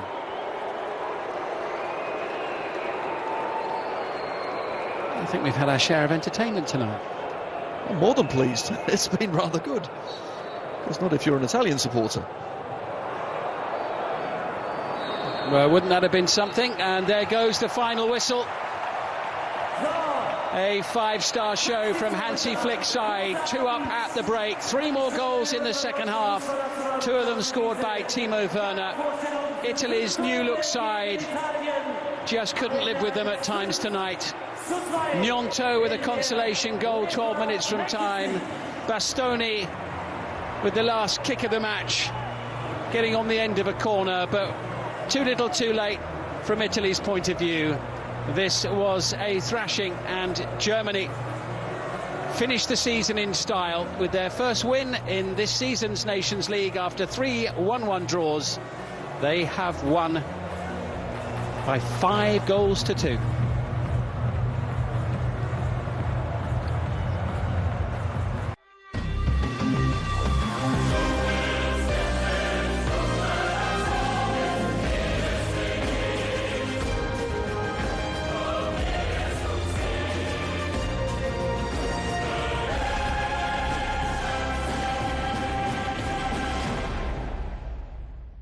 जी हाँ, रविवार 26 जून रात 8 बजे से Ireland versus India और शुक्रवार 1 जुलाई से England versus India.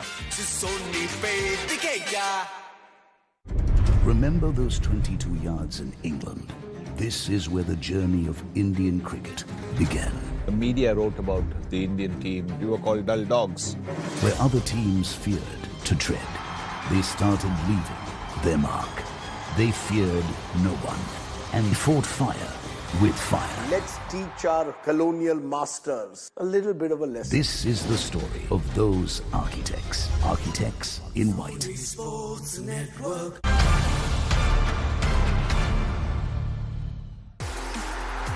For the final time this season, sit back and enjoy our top 5 goals from the weekend.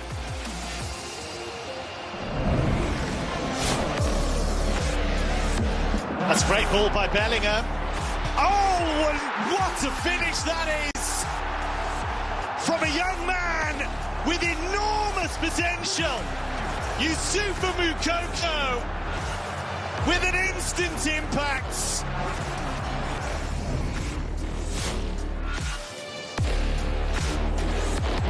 That ball away has been drastic, and Embolo adds another one. Glorious Gladbach. He's deserved that today, Breel Embolo. His 9th Bundesliga goal of the season, which is now a career best for him since his arrival in Germany.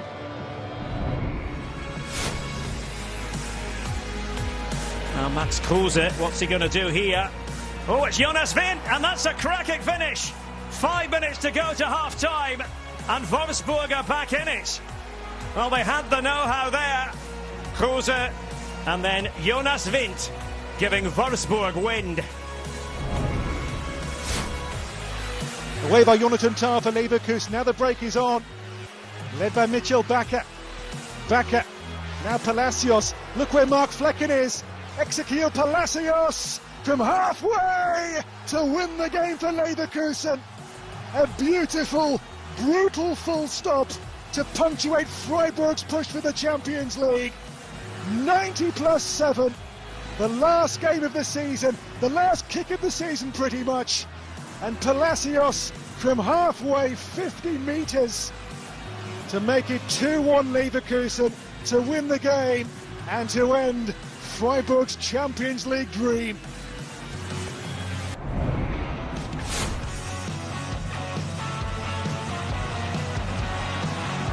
Look at Hoffmann here, and Hoffmann scores! They've got another. Jonas Hoffmann, the Foles' top scorer with a top goal. The control, the composure, and finish superb.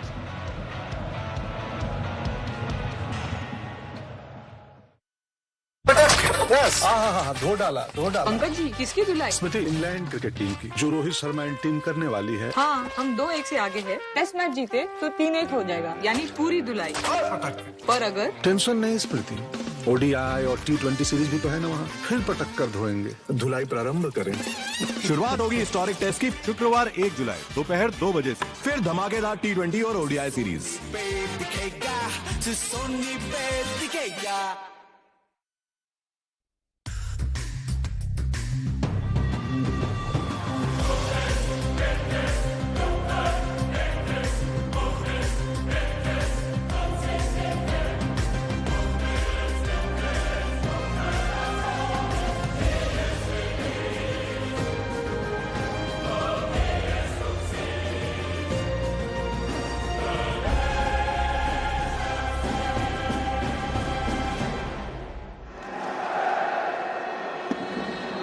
And we are underway in Budapest in front of a full house as Hungary continue to enjoy life, I think, so far in the top tier. They've won promotion in each of the 2 Nations Leagues that have been held before this one. Hungary with possession. You never quite know what you're going to get with Hungary at home. It's been a very mixed bag. They alternate between winning and losing, it seems, this season. It's a decent ball in and punched away by Neuer. It's a goal for Hungary. 5 minutes on the watch, and they're ahead. Zoltnoj finds the back of Neuer's net. Fantastic strike, the second time around. No chance. I just wonder, is there a question of offside in this? Fiola whipping the ball in. The initial effort from Roland Sholoi. And Zoltnoj celebrating his first international goal, a moment he will never forget. I think the Germany players will be a little bit disappointed that they didn't go and attack this a little bit better. David Raum sending it forward. How about that for a pass? Brilliantly done. Superb response from Germany. Jonas Hoffmann scores for the second match in a row, and we have 2 goals inside the first 9 minutes. Hungary's lead didn't last for long. Look at this for a pass. He's clearly onside. That's never in doubt. 2 defenders playing him on. There, just as the goalkeeper comes out, a lot of players would have panicked, tried to maybe flick it over, but he's at full stretch, full pace, just nicks it past the goalkeeper and then rolls it very, very calmly into an empty net. But that pass was absolutely magnificent. Brilliant goal by Jonas Hoffmann for Germany. 1-1. Now Zoltnoj. Are we going to see a late first half flurry from Hungary here? As Styles whips it in. And Fiola! Great save by Manuel Neuer. I have to say again, it's poor defending from Germany, but what a save that is. For those of a certain age, that's going back to sort of the Peter Schmeichel days. You know, that the starfish saves, that you just make yourself as big as you possibly can.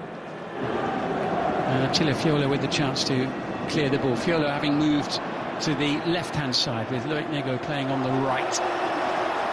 Now a chance to break away. Gerstag! Needed saving. It did. A little bit of a TV one, I think, for the cameras, that from Manuel Neuer. Maybe got caught by surprise by the shot, but that's the one there. You've got to tackle properly. You can't just dangle a foot in. And then here, as he cuts inside, if that goes in, you'd be asking all sorts of questions of Manuel Neuer from that distance. There's a little bit of movement, a little bit of swerve. You shouldn't be scoring from there against Manuel Neuer. And for the third match in a row in this Nations League campaign, Germany have to settle for a 1-1 draw. Another strong performance from Hungary. 1-1 in Budapest.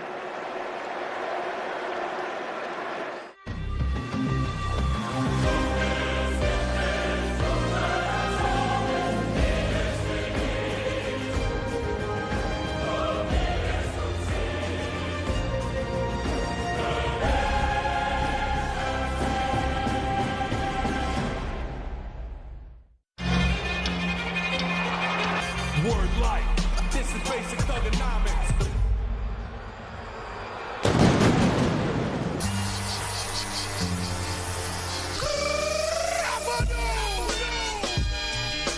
Edge will remember this entry forever, and so will every John Cena fan. Watch 20 unforgettable years of John Cena. C Nation. 8 p.m. onwards, only on Sony Sports Network. The Aussie Tornado has hit the Lankan shows. Australia Tour of Sri Lanka, second ODI, Thursday, 16th June, 2:30 p.m. Live on Sony 6.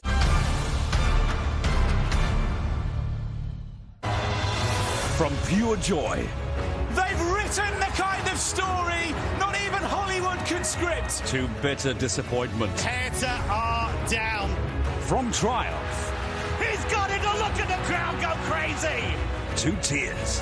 Well, this is why we love football. The Bundesliga season finale featured plenty of drama and emotional scenes. Here is our team of the week. In goal, we have Marvin Schweber. The 27-year-old may have been unable to prevent FC Köln from falling to a 2-1 defeat to VfB Stuttgart, but still pulled off several big saves, including keeping out a penalty. A wonderful save. Marvin Schweber proves equal to the task. Time for our defence. At left back is Tuta from Eintracht Frankfurt. Willi Orban is at the heart of our defence. Orban scores! Leipzig celebrates a Champions League place. His last-minute equaliser in Bielefeld means Leipzig can look forward to another season of Champions League football. Bayern's Josip Stanisic rounds off our back line. At the left of our midfield is Wolfsburg's Max Kruse. Leverkusen's Ezequiel Palacios joins him, having scored a spectacular winning goal in a 2-1 victory against Freiburg. Palacios from halfway to win the game for Leverkusen. Of course, there's always a spot for Stuttgart's saviour, Wataru Endo. And a victory! Stuttgart has salvation! His late winner in injury time meant that Stuttgart secured safety in dramatic fashion on the final day with their 2-1 win against Köln. The greatest of escapes for Stuttgart! Gladbach's Jonas Hofmann rounds off our midfield. On the left of our attack is Markus Ingvartsen from Mainz 05. Ingvartsen has tucked it away. He scored the first Bundesliga brace of his career in a 2-2 draw against Eintracht Frankfurt. Leading the line as the top goal scorer this season, Robert Lewandowski. Perfect ball, Lewandowski! The striker scored his 35th goal of the season in a 2-2 draw with Wolfsburg and has been crowned the league's top goal scorer for the 7th time. Only the legendary Gerd Müller can boast the same. Last but not least, Union Berlin's Taiwo Awoniyi. The Nigerian was a man of the match with his brace in a 3-2 win against Bochum. And this is where the crowd can go crazy, because surely now Union Berlin have guaranteed their place in the Europa League. Here it is once again, our team of the week for match day 34 joins again for the next season. The Irish summer, warm, pleasant, until the men in blue Middlestock rock back, Ireland rock back. turn the heat on. India Tour of Ireland, first T20, Sunday 26 June, 8 p.m. Only on Sony Sports Network.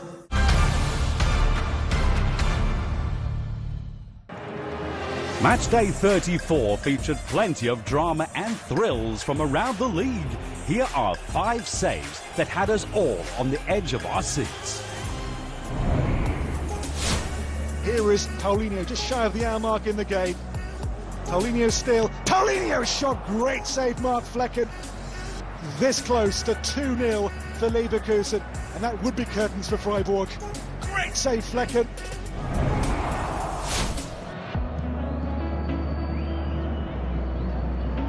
Hit Silva more than anything else. It's come back to him, and Silva's forced another superb save from Stefan Ortega.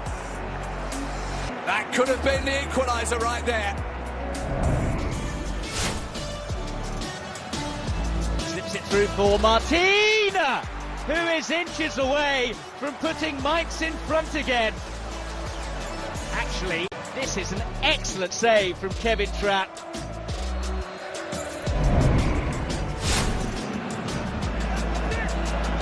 Oh, that was awkward for the goalkeeper, who's touched it onto the bar, and he's still down. I think Lotka collided with the woodwork there. Well, Lotka seems to be okay, but I have done that myself, actually, as a very poor amateur goalkeeper.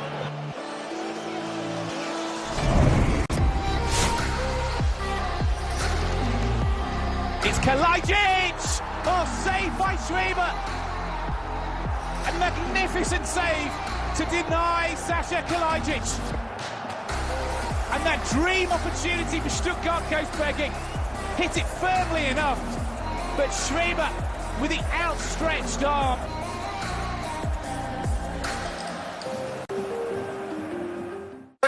Yes, attack. Casket. What casket? This, attack. Yes, attack. अब घिस के धो डाला पंकज जी किसकी धुलाई? चलती England cricket team की जो रोहित शर्मा एंट्री करने वाली है इंग्लैंड की इंग्लैंड में। हाँ, हम 2-1 से आगे हैं। टेस्ट मैच जीते तो 3-1 हो जाएगा, यानी पूरी धुलाई। और पटक के धो डाल, कस के धो और पटक। पर अगर टेंशन नहीं स्मृति, ओडीआई और T20 सीरीज भी तो है ना वहाँ, फिर पटक कर धोएंगे। श्रीमान धुलाई प्रारंभ करें। जी हाँ, होगी जमकर धुलाई जब हमारे मेन इन ब्लू रचेंगे इतिहास, वो भी इंग्लैंड में। शुरुआत होगी हिस्टोरिक टेस्ट की शुक्रवार 1 जुलाई दोपहर 2 बजे से, फिर धमाकेदार T20 और ओडीआई सीरीज। कहाँ दिखेगा?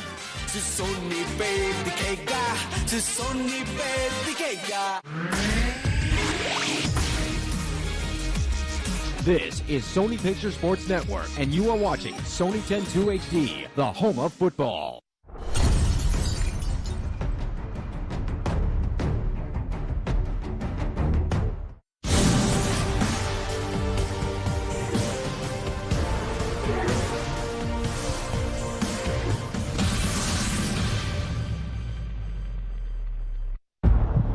The price of admission to become a heavyweight contender is always steep, for it's no ordinary man biting down on his mouth guard. It's power personified. It's a fearless adrenaline junkie with dynamite in his fists. A beast unleashed who specializes in one thing and one thing only: parting a man from his senses. Oh, look at this! Got him stumbling. Wow! Volkov puts out the lights of the former champion. Tonight, as the UFC returns to the fight hub of Las Vegas, Nevada, a punishing Surinamese headhunter is back to his smashing ways. With every victory so far in the UFC coming by way of knockout, it's a roll of the dice to stand in the pocket, because one punch is all it takes. Oh! Jairzinho! Rosenstrike! First, it's time to ratchet up the stakes at featherweight, as a dominant, undefeated new force in the division is on his march to the top, to topple his greatest challenge yet. This time, a central figure in the division's pecking order, a Hawaiian with blazing speed, a deadly ground game, and the power to say goodnight. It's statement-making time, and the stage is set for two heavyweight power brokers to fight fire with fire. The 6'7" sniper and the biggie boy who's bringing the thump. Live from the UFC Apex in Las Vegas, Nevada, it's UFC Fight Night, Volkov versus Rosenstrike, and it starts right now.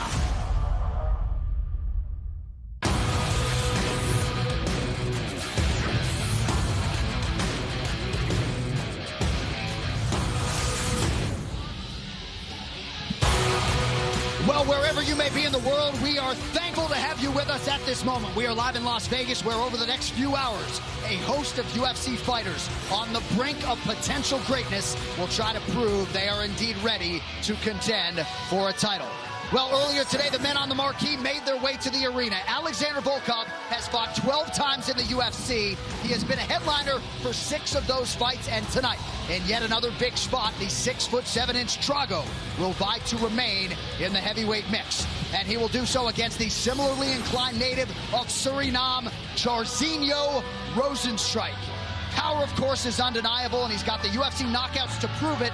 But, of course, it is gold that he craves, and he says he is willing to move forward to get it tonight in our heavyweight main event.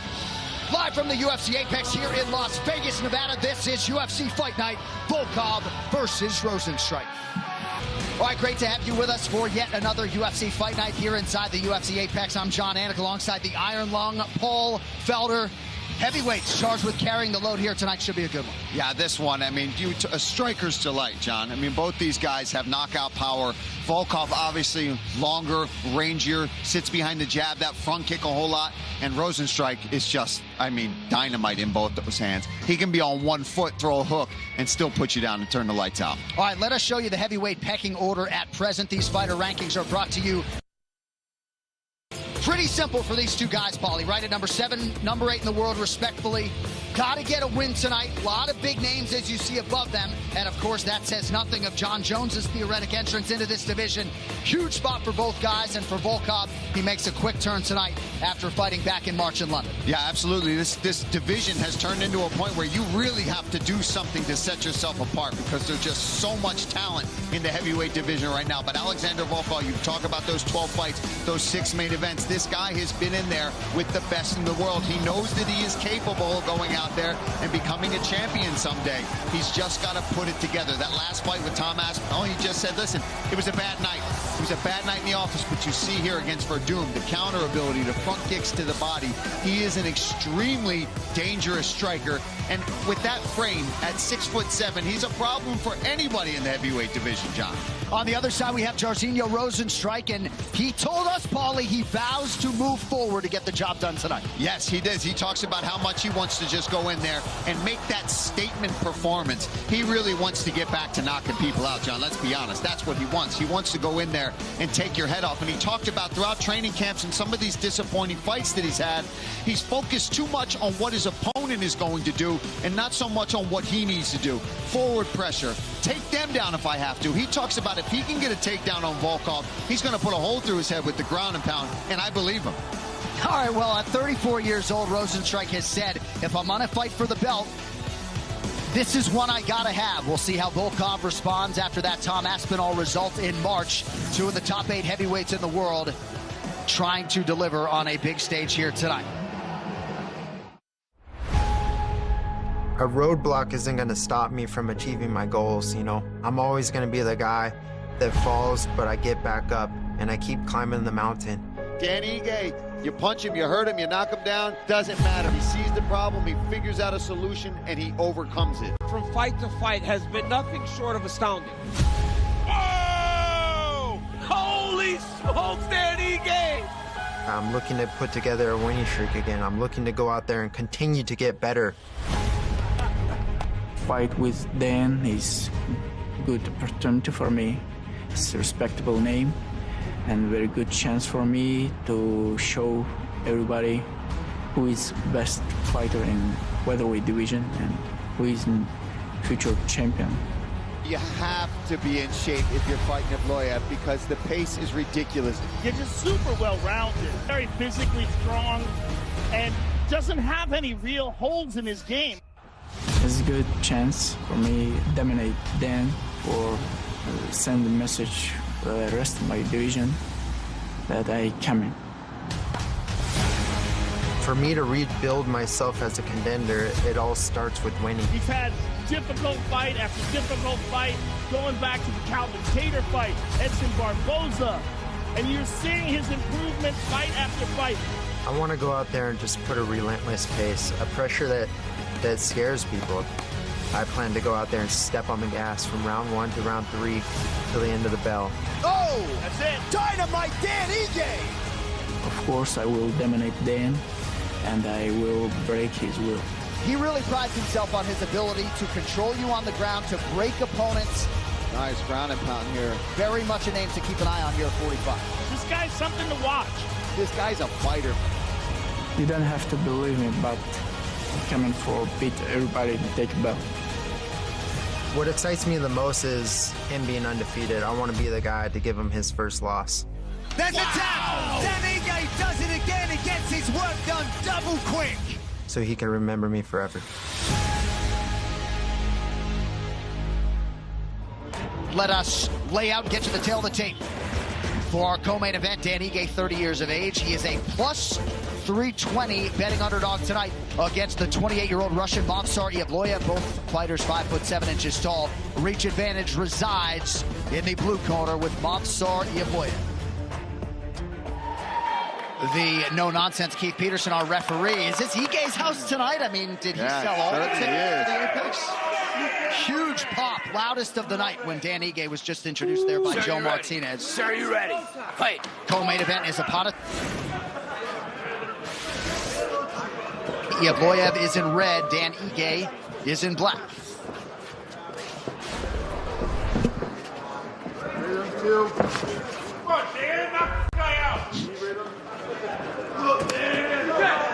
Strong inside leg kick early from Evloev.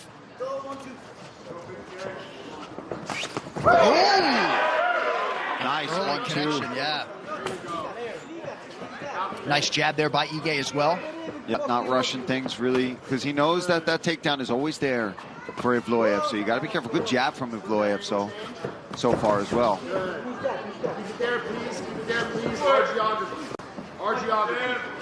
Certainly the bloated nature of the betting line for this fight was not lost on Dan Ige. And we have seen steady money coming in on Movsar Evloev, so much so that he closed north of minus 400, despite having the lower ranking. Good. Stay on it. Read the guard. Solid 1-2 from Evloev. Off the gloves, though, of Ige. Nice check. Good geography, Ige. You hear good geography coming from Eric Nixick, meaning it's his cage, control it, take that center, don't rush it.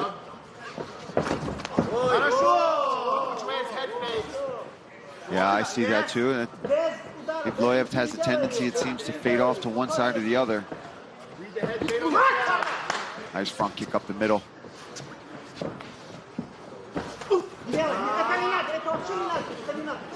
Get a little head on the volume as well. Evloev trying to get his jab going here, about 2 minutes into round one. Some real redness on that right eye of Dan Ige. Feels like he comes into the fight with a couple black eyes. Yeah, it does. It's just got them cheekbones.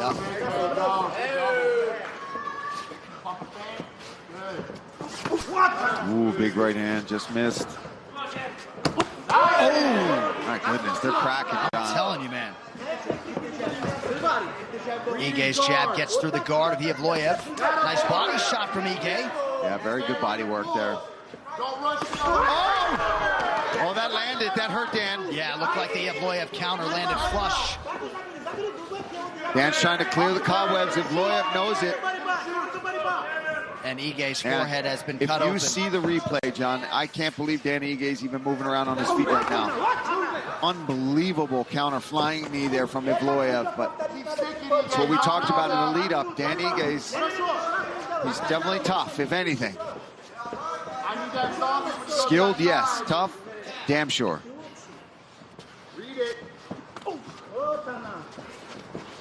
He's got to get something back to get the respect of Evloev, because he's starting to really loosen up. Man.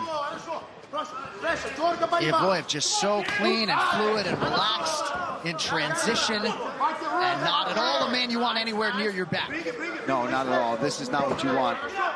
But Dan trying to get back up to his feet. Evloev going to try to sag down.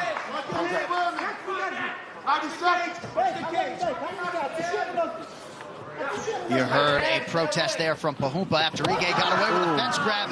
Didn't get away with that one. No, he did not. Big slam as well from Evloev, just showing the physical strength that he possesses. cinching around that waist. Nice elbow from Ige.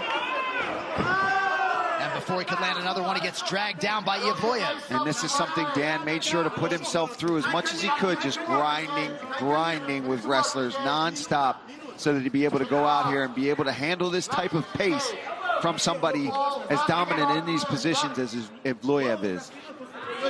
Nice work. Yep. That's nice work. That's got to be a bit of a confidence there that he was able to fight through that. A lot of guys get down there will get controlled. But that's not the last attempt. He's going to keep going. He'll chain things together.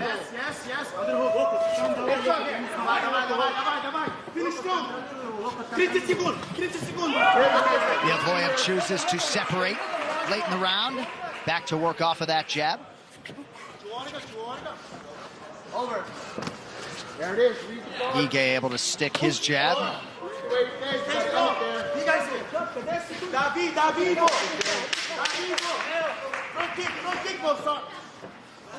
All right, productive first round.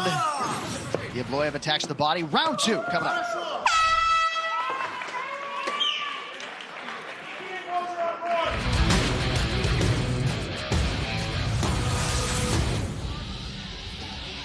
जी हाँ, रविवार 26 जून रात 8 बजे से Ireland versus India और शुक्रवार 1 जुलाई से England versus India. Remember those 22 yards in England? This is where the journey of Indian cricket began. The media wrote about the Indian team. We were called dull dogs. Where other teams feared to tread, they started leaving their mark. They feared no one and fought fire with fire. Let's teach our colonial masters a little bit of a lesson. This is the story of those architects. Architects in white. A battle of resurrection. Can Stokes lead England to a revival? What a player, Ben Stokes. Or the champions will continue their domination. What an incredible innings. Third, LV Insurance Test match versus New Zealand. Co-presented by Fair Play News. And Learshot Free Print Body Spray. In association with Dafa News. Pankaj ji किसकी धुलाई? स्मृति England cricket team की, जो Rohit Sharma and team करने वाली है। हाँ, हम 2-1 से आगे हैं। टेस्ट मैच जीते तो 3-1 हो जाएगा, यानी पूरी धुलाई। धुलाई प्रारंभ करें। शुरुआत होगी हिस्टोरिक टेस्ट की शुक्रवार 1 जुलाई दोपहर 2 बजे से। फिर धमाकेदार T20 और ODI series.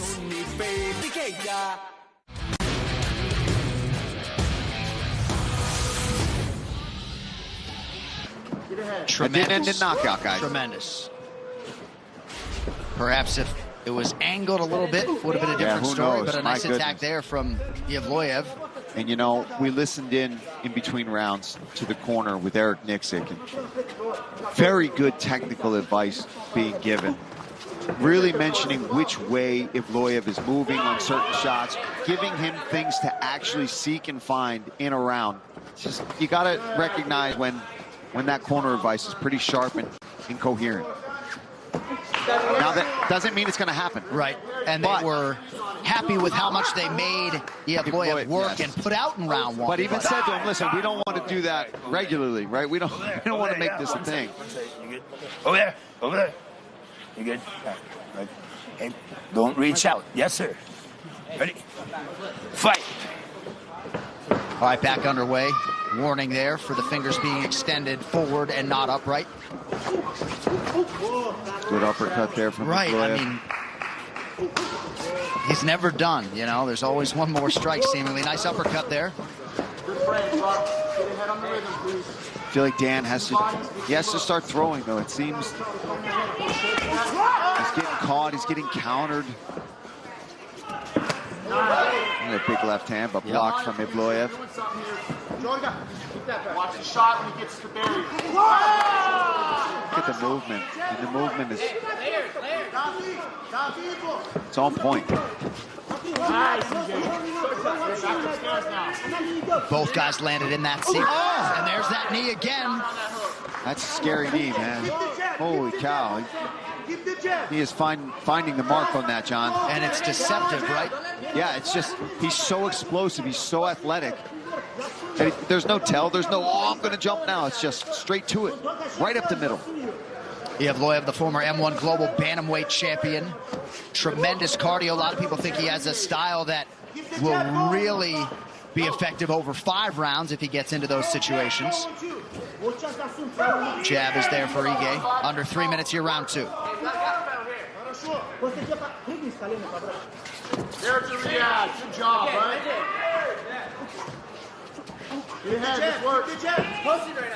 Ige trying to close the distance. Heavy leg kick for Dan. Yeah, that was a solid leg kick. He's got to try to put a few more of them together, though. There's another one, but he almost hit a big counter right hand.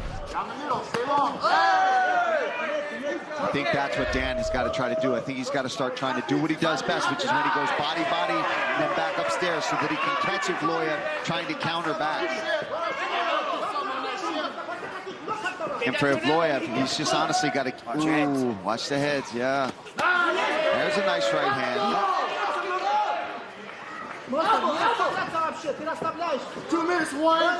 That right eye is becoming a mess, Dan. Ige's landed some big shots of late. Evloev doesn't appear to be all that fazed by them.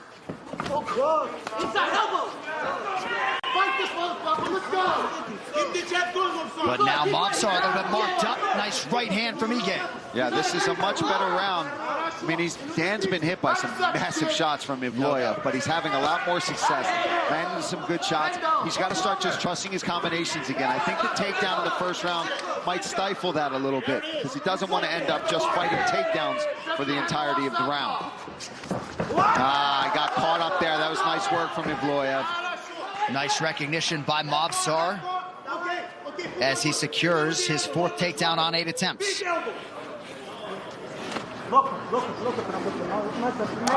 Posture control, there you go, just keep working, big lockers, big one, just one. Yeah! Big locker. The American top team corner calling for elbows, singularly at that. I kind of like the corner advice. Load up for 1. Movsar peppering shots to the body, now goes high. Ige with closed guard. Yeah, and this is starting to bleed pretty badly out from that eye. Just Evloev, he's a problem. He's a real problem for the featherweights. His grappling is intense, his wrestling. And there was an elbow that just cut through that Ige did not seem to enjoy at all. Great way for Movsar Evloev to end the 2nd round. Entertaining co-main event thus far. We're right back.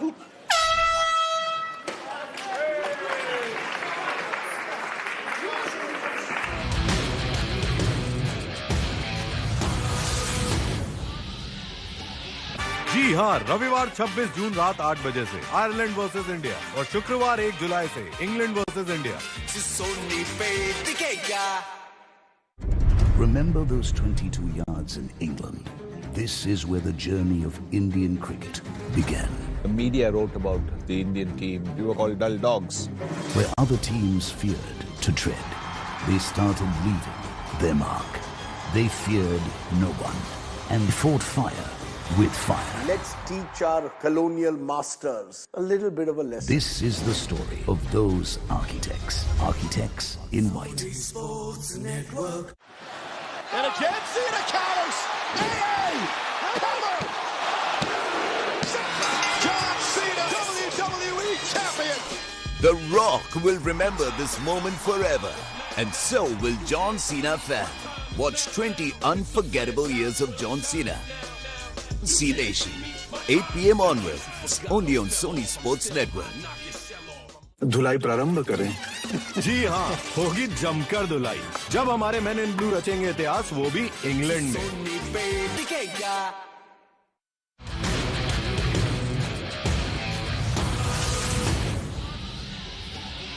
On ESPN Plus pay-per-view tonight. All right. You don't care. Fight. While many of our viewers went commercial break, Paul, Eric Nixick with A pointed 60 seconds of advice for Ige to try to let it go here. Yeah, I mean, you want to talk about somebody that can motivate a fighter and get them in the zone that they need to be in. It's Eric. And he also gives you good technical advice, but man, just Evloev is so damn good, John. He really is. I did like that he said we need to hit him with something offbeat. You got to go empty the gas tank. He's like, I don't care what happens. You can catch him with something if you just decide to let it go. But then Evloev is able to flip the script like this, and he's wrestling you again. So just when you think, all right, I'm going to come out, I'm going to knuckle up in the final round, he's smart and takes him down. Movsar 5 for 10 on his takedowns thus far. And he has had control here through 1 minute of this third and final round.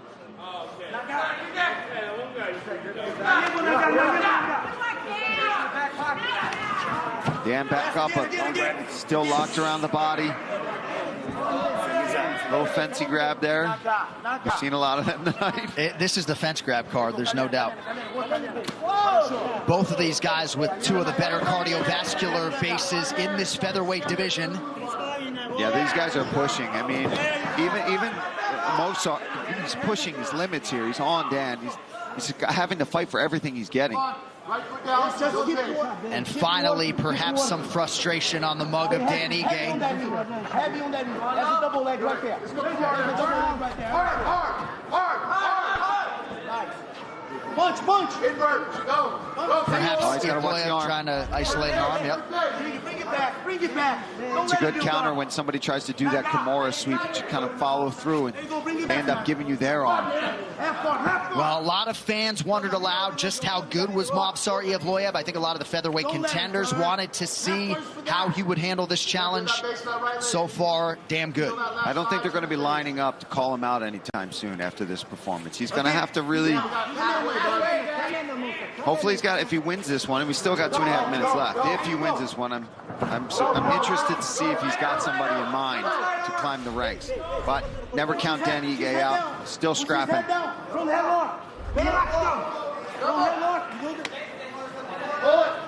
Trying to fight back up desperately to his feet right now. No. Get the switch. Kick his back. Such a grueling fight, especially in this third round. They've just been grappling, grinding for position. Lots of scrambles.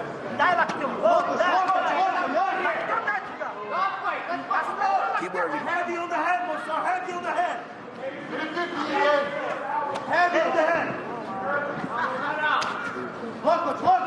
Movsar making a lot of these shots count. Got that one right through.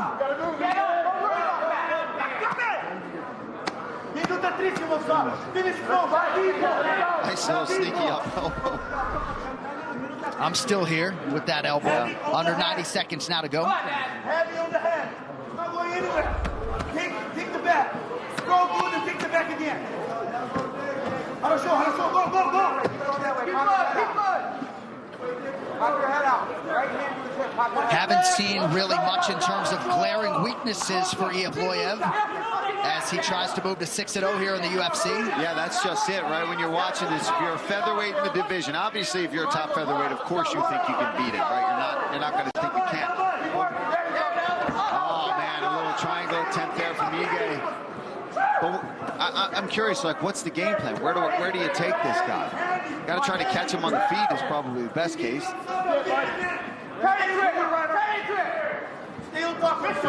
And Evloev still chasing the finish. Nice little scramble there by Ige back to his feet. 30 seconds now to go. Final 30 here. Pro Ige crowd trying to will him on. Appeared to land there, but another takedown for Movsar Evloev, and that should just about do it. American Top Team founder and owner Dan Lambert to our immediate left had to enjoy this night as a whole.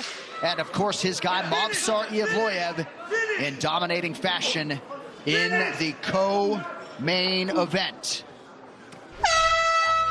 Dan Ige was game as usual, but Movsar Evloev proven to be on another level tonight. The official decision on the co-main event. Coming up next from Vegas.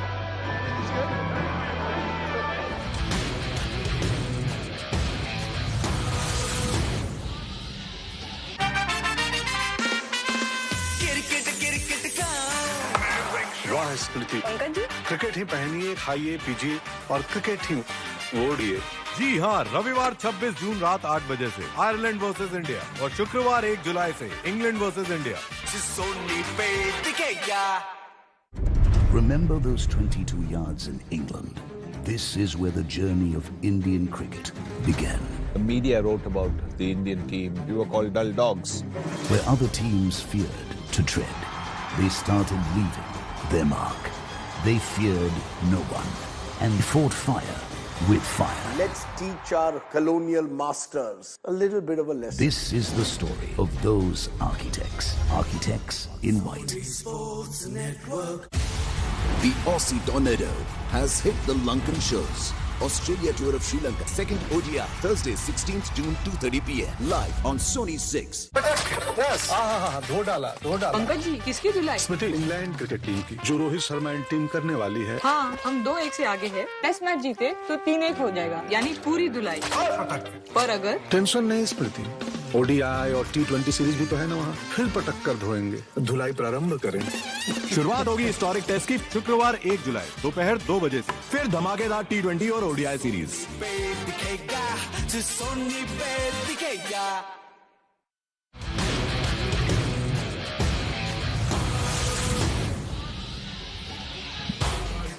Mutual respect there, of course, between two of the best featherweights in the world, Movsar Evloev and Dan Ige.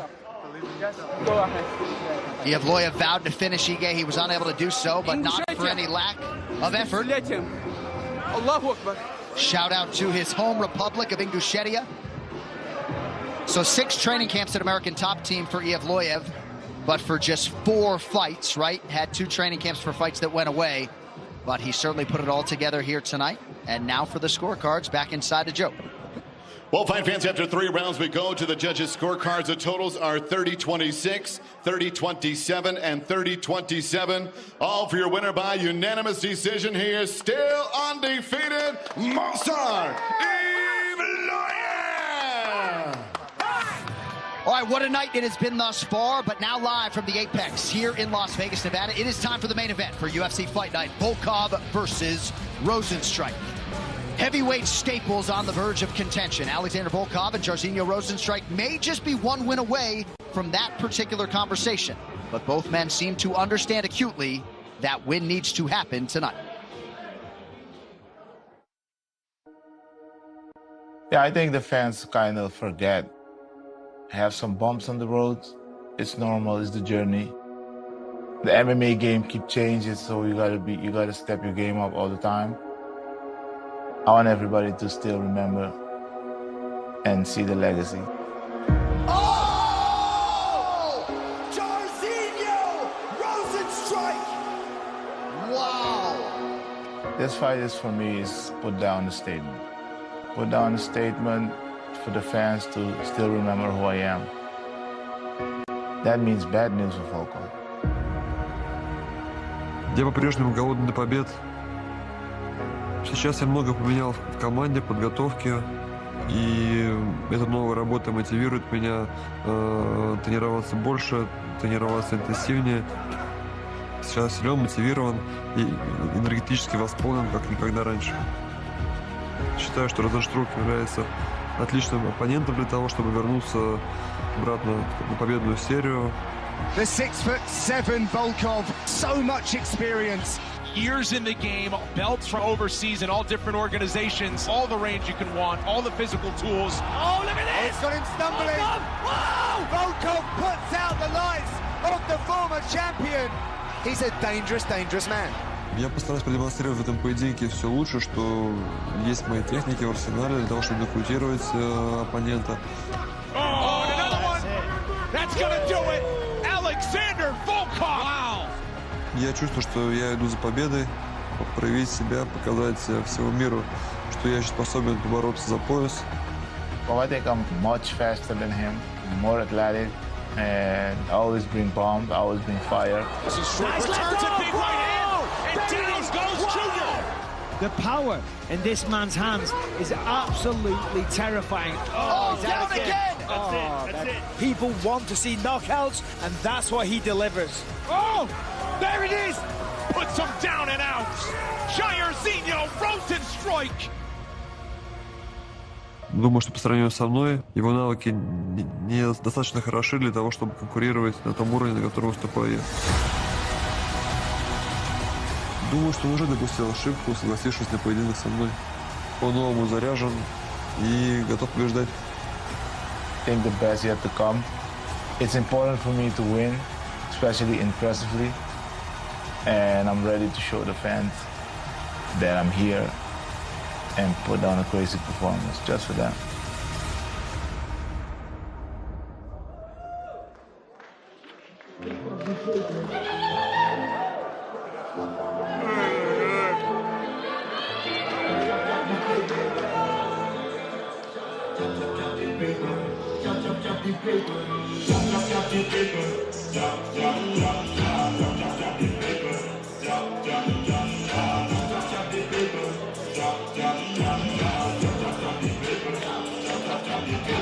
Oh, Big E, it's your time. Go Big E.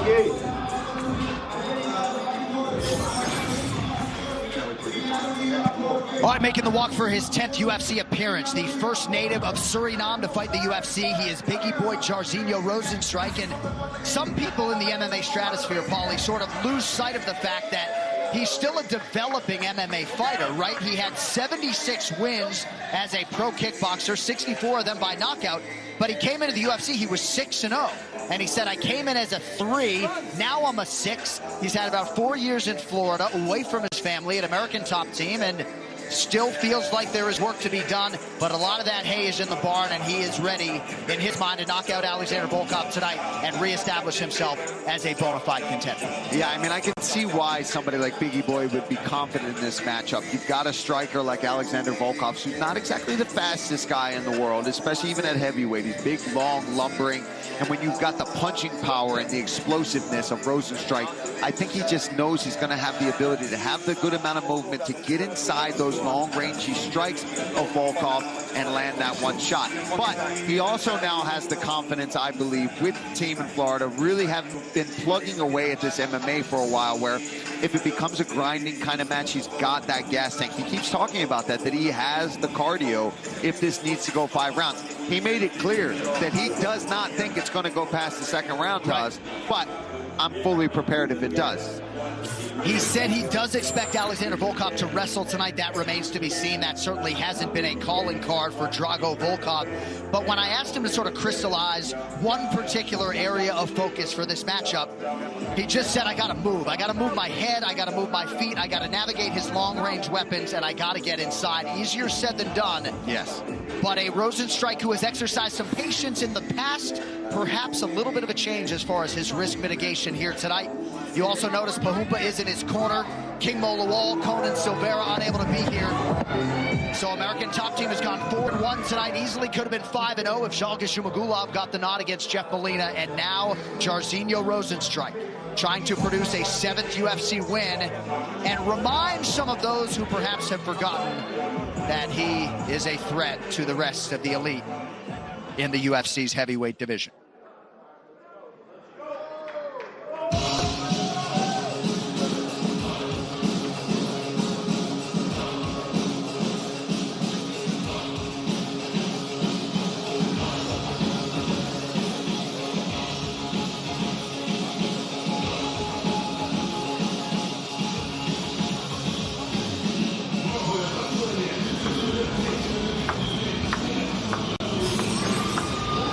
Making the walk for his 13th UFC appearance and somewhat remarkably his 7th UFC main event.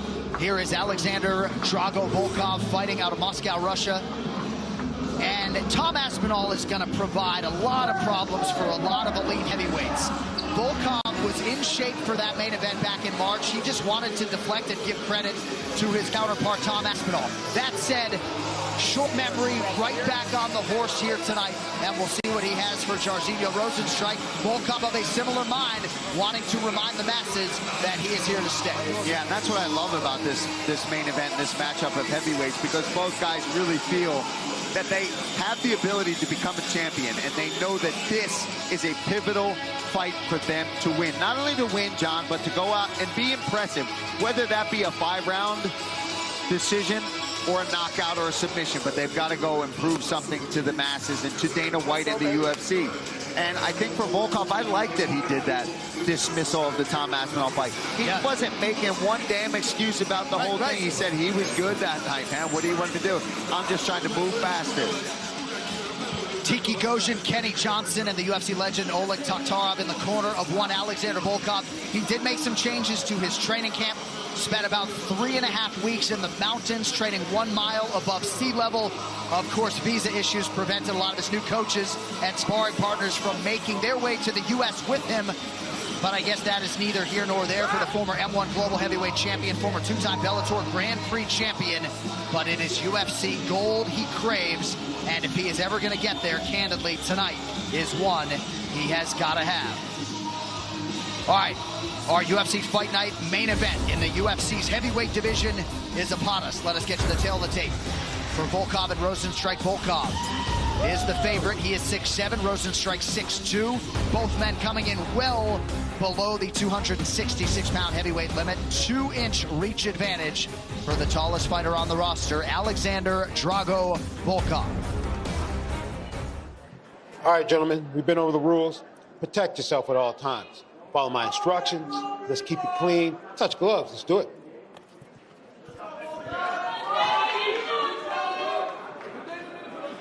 Getting a little bit tense in here as we get ready for the main event. Jairzinho Rozenstruik, plus 135, the underdog tonight against the minus 155 favorite, Alexander Volkov. Ready, fight. Rozenstruik in green, Volkov in black. Heavy weaponry being exchanged down low early. There's that front kick. Expect to see a lot of from Volkov. Schijnen. Niet achter. Schijnen. Overnemen. Schijnen. Eerst het lichaam, dan dus los. Kom op. Laat die. We don't necessarily expect to see a lot of wrestling tonight. Prevailing wisdom seems to be if anybody's going to pursue a takedown, it will be Volkov.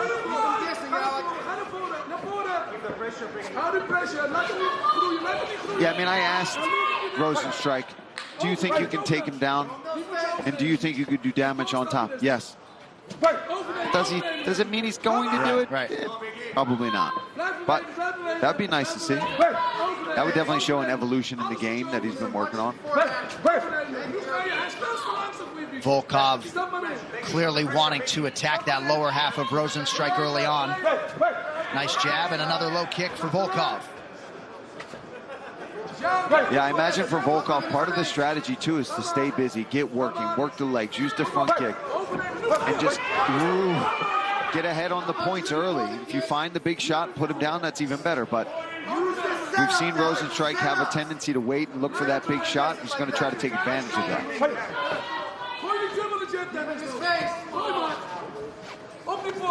Rozenstruik has just one career win by decision. So more often than not, if the fight goes the distance, he has been on the wrong side of the cards. But no one has more knockouts than him since he made his UFC debut back in February of 2019. Oh, Biggie Boy loading up early. Oh, man, both guys landed. He landed some big shots there, but Volkov was able to stay in the pocket. But Biggie Boy throwing some... Oh my goodness. Right-hand connection for Volkov. The mouthpiece is out. Biggie Boy really down. That'll do it. Alexander Volkov stops Biggie Boy in round one. Perhaps a protest from Rozenstruik for an early stoppage, but that is neither here nor there. Volkov taking care of business tonight. Yeah, he was able to stay in the fire, John. I mean, that's something that really worked out for him. He was staying out of the range of those big, powerful shots from Rozenstruik. Let's take a look here. And, man, when he had him hurt with that right hand, he really went in and started volume punching here. Big shots landing. I mean, I don't know if it was going to be any different if that fight was stopped any later, John. What do you think?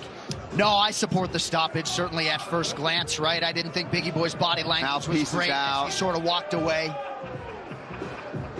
Yeah, he's going to the side now. It's not my job. Herb's the one in there. I mean, that right hand really stung him. There's 3 or 4 that landed solid. Those miss. But the way he's going down, he might have gotten... Sorry, but even as he peels away, right, not even exactly sure he knew where he was. There's the reaction from Kenny Johnson, Tiki Gojin, and Oleg Takhtarov. Alexander Volkov, just what the doctor ordered as he gets a big win. Paul Felder talks to him next.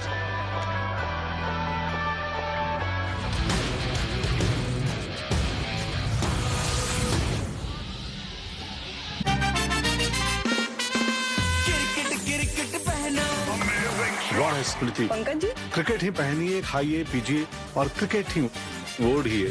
जी हाँ, रविवार 26 जून रात 8 बजे से Ireland versus India और शुक्रवार 1 जुलाई से England versus India. Remember those 22 yards in England? This is where the journey of Indian cricket began. The media wrote about the Indian team. We were called dull dogs. Where other teams feared to tread, they started leaving their mark.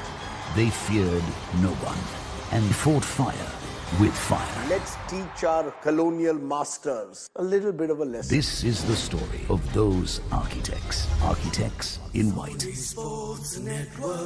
A battle of resurrection. Can Stokes lead England to a revival? What a player, Ben Stokes. Or the champions will continue their domination. What an incredible innings. Third, LV Insurance Test match versus New Zealand.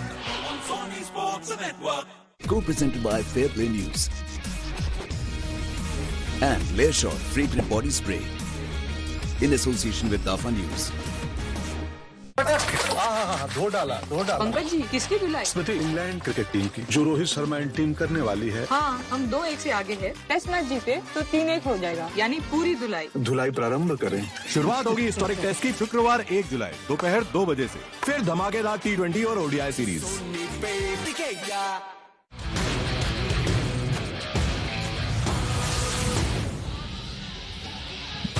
All right, one final time tonight. Here is Joe Martinez. Ladies and gentlemen, the end comes officially 2 minutes, 12 seconds. Round number 1. We have your winner by TKO, Alexander Volkov. I'm here with the winner, Alexander Volkov. First of all, congratulations.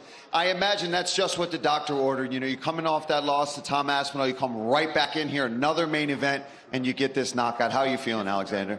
I'm just feeling happy to get a win streak. So just now I'm waiting for the next fight. Anyway, I'm ready for any challenge, for anything. I want to send hello to Moscow, to my family, to everybody, to my teams who stay in Moscow and can get some any visa to get USA. But my team here in the US helped me with everything. So thank you, everybody is helping with supporting me. I wish I will go forward in future. So. Cool. I mean, it was a perfect right hand start at this. Hopefully we can pull it up here on the big screen. I wanted to take you a look because Rosenstrike had a bit of a protest. Do you think that he was going to be able to come back at all? Do you think that was an appropriate stoppage there? I mean, you were laying it on pretty thick here. The body language was not looking strong.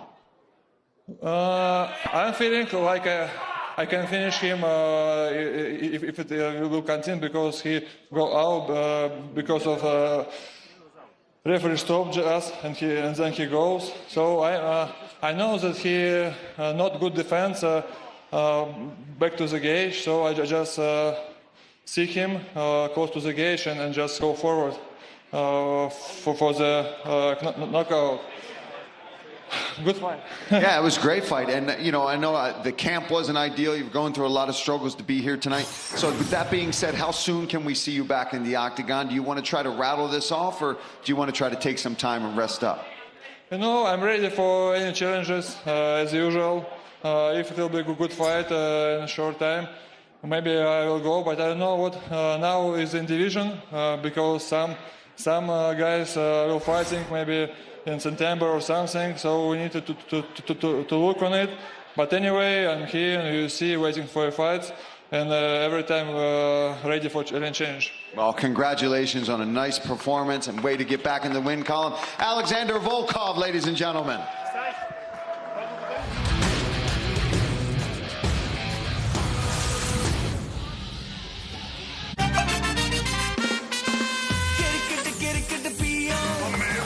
है स्मृति। Pankaj ji cricket ही पहनिए, खाइए, पीजिए और cricket ही ओढ़िए। जी हाँ, रविवार 26 जून रात 8 बजे से आयरलैंड वर्सेस इंडिया और शुक्रवार 1 जुलाई से England versus India.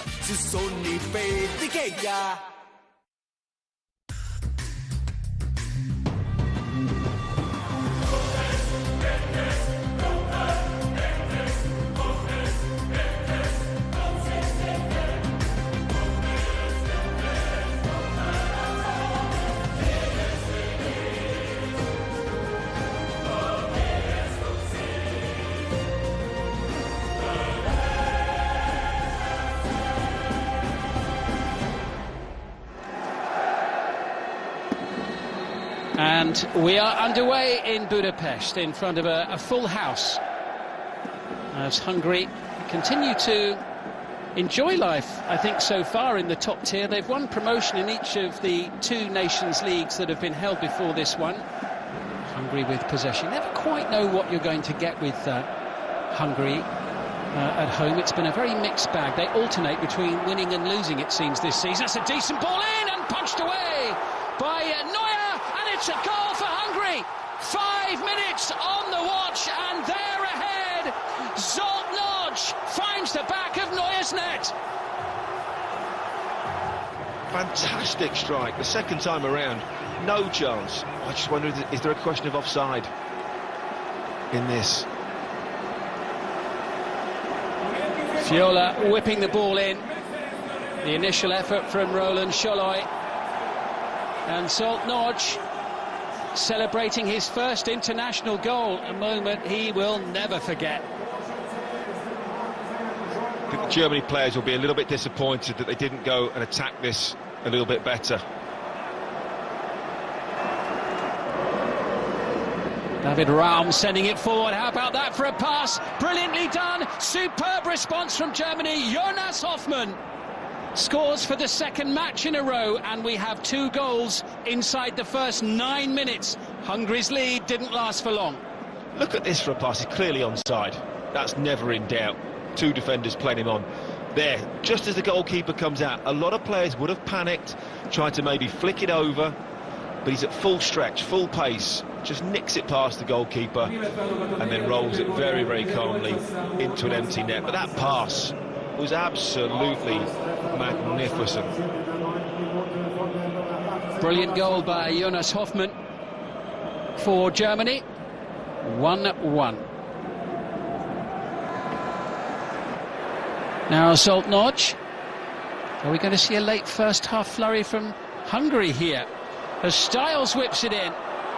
And Fiola! Great save by Manuel Neuer. I have to say again, it's poor defending from Germany, but what a save that is. You know, for those of a certain age, that's going back to sort of the Peter Schmeichel days. You know, that the starfish saves it, you just make yourself as big as you possibly can. Attila Fiola with the chance to clear the ball. Fiola having moved to the left-hand side with Loic Nego playing on the right. Now a chance to break away. Gerstag! Needed saving. It did. A little bit of a TV one, I think, for the cameras, that from Manuel Neuer. Maybe got caught by surprise by the shot, but that's the one there. You've got to tackle properly. You can't just dangle a foot in.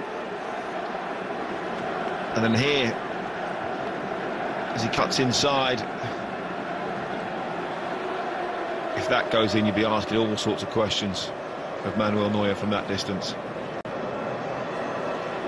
There's a little bit of movement, a little bit of swerve. You shouldn't be scoring from there against Manuel Neuer.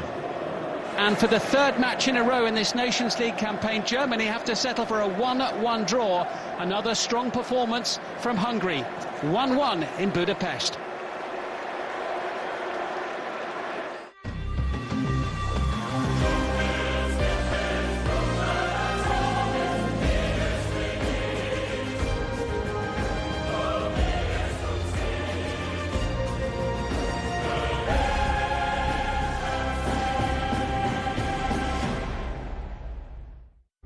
Remember those 22 yards in England?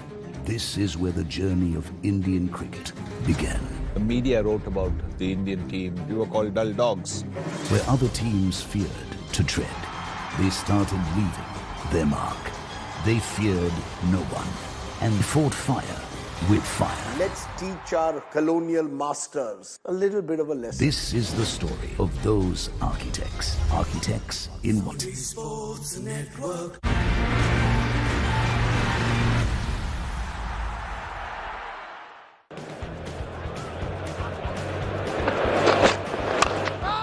Oh my word, that's up and over. That's, is it a couple of bounces and it's gone away.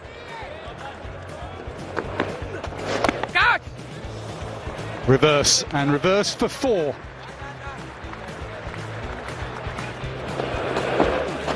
Comes down, goes up and over. He's got most of that. 1 bounce away for 4. Down he comes again. This time straighter, this time longer, this time all the way for 6.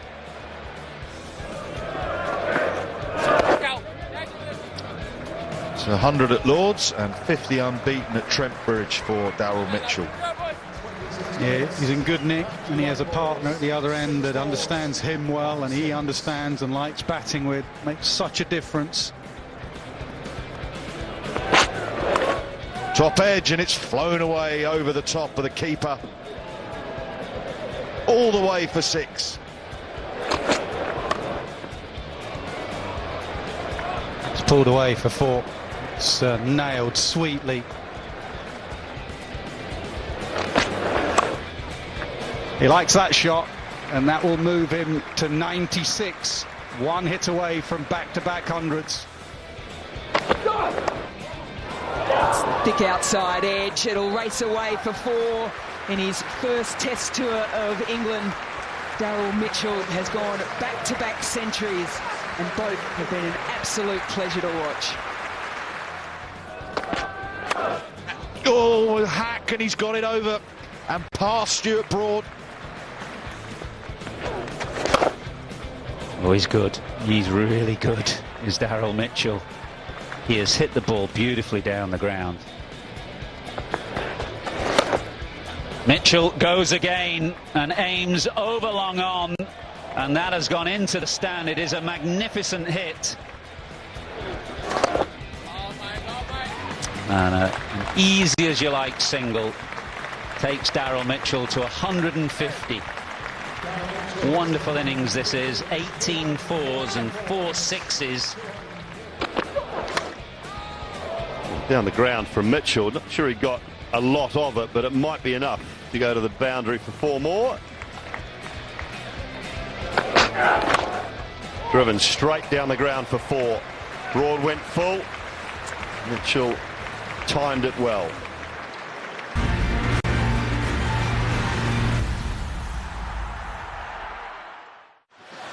And again, Cena counters.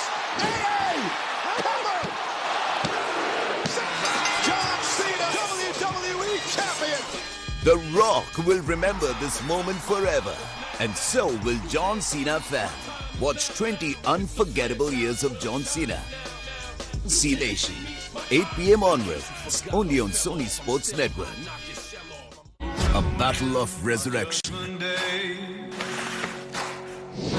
Can Stokes lead England to a revival? What a player, Ben Stokes. Or the champions will continue their domination. What an incredible innings Third, this is. LV Insurance Test match versus New Zealand. On Sony Sports Network. Co-presented by Fair Play News. And Learshot Free Print Body Spray. In association with DAFA News.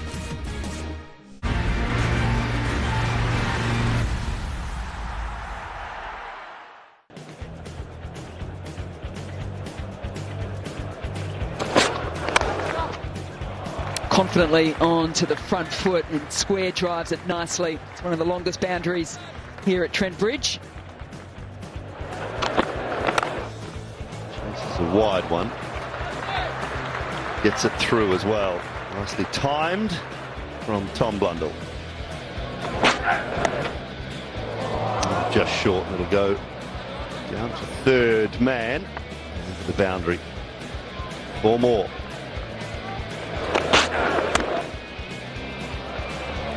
Got away as well behind point and down to the boundary for another one.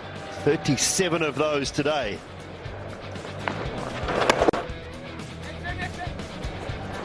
A little bit more traditional for Blundell. And with a little fumble as well. Blundell gets through. Back-to-back 50s for him. 96 at Lords. He's on his way again.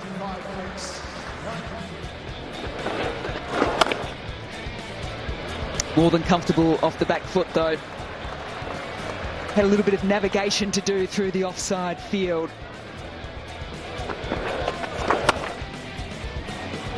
Done it once, why not do it again? And dot between the two deliveries, the two boundary balls. Edge does it carry? They've left it for each other. They've left it for each other. And that look tells you everything.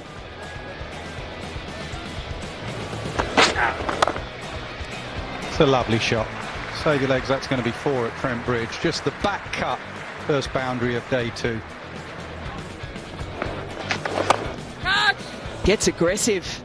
Does what Daryl Mitchell was doing yesterday. And again, more aggression.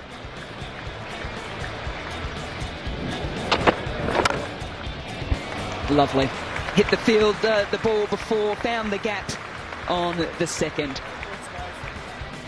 None for 86 for Jack Leach. As Blundell goes down the ground, it's a 4 and he goes to 99.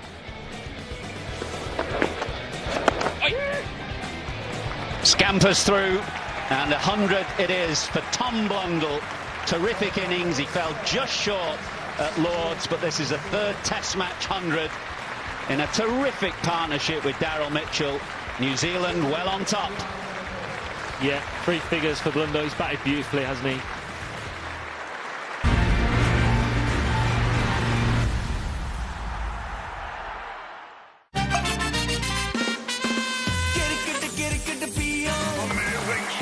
Pankaj ji cricket ही पहनिए, खाइए, पीजिए और cricket he ओढ़िए।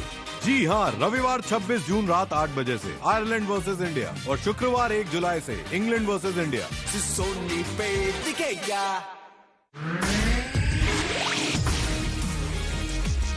This is Sony Picture Sports Network, and you are watching Sony 10-2 HD, the home of football.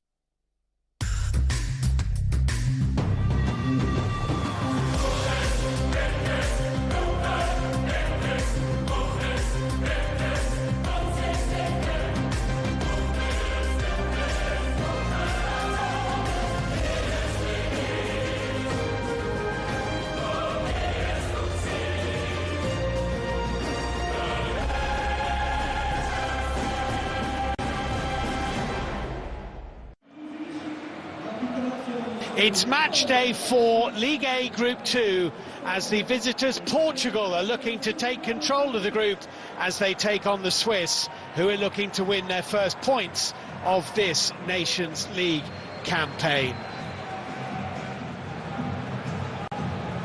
This is how the group stands after 3 games, and it doesn't look great for the Swiss. They are now on a 5-match winless streak, losing 4 of those 5 games.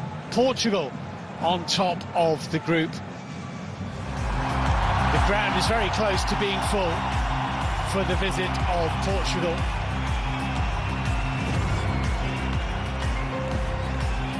And there's a very healthy Portuguese contingent in the stadium too.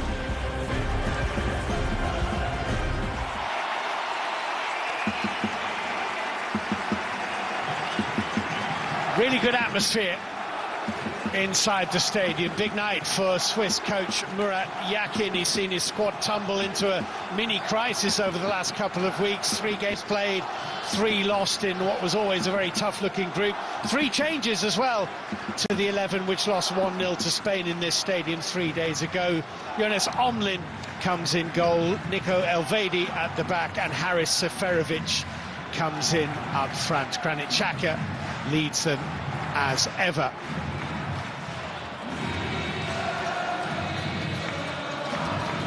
two captains meet in the middle.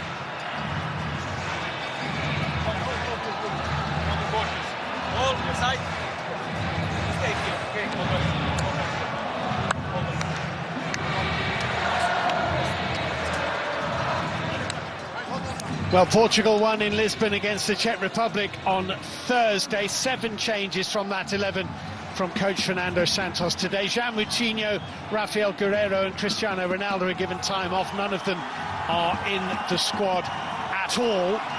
João Cancelo has 2 goals in 3 Nations League matches already in this campaign. He's been absolutely excellent and is one of the 4 survivors from that Swiss.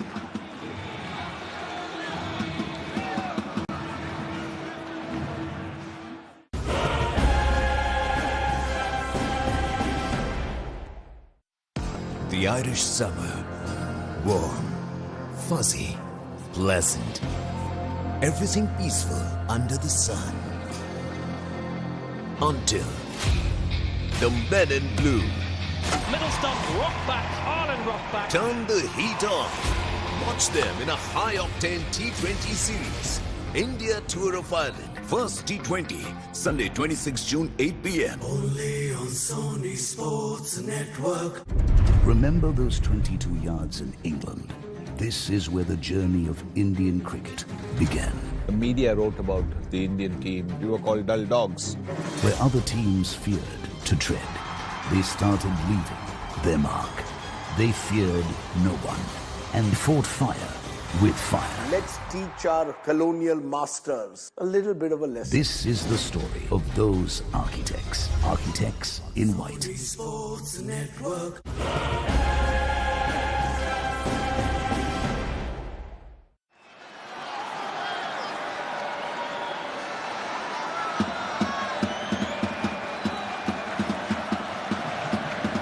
Fran Jovic, the referee, blows his whistle. It's Switzerland in the red and white. It's Portugal in the change strip. It's the Swiss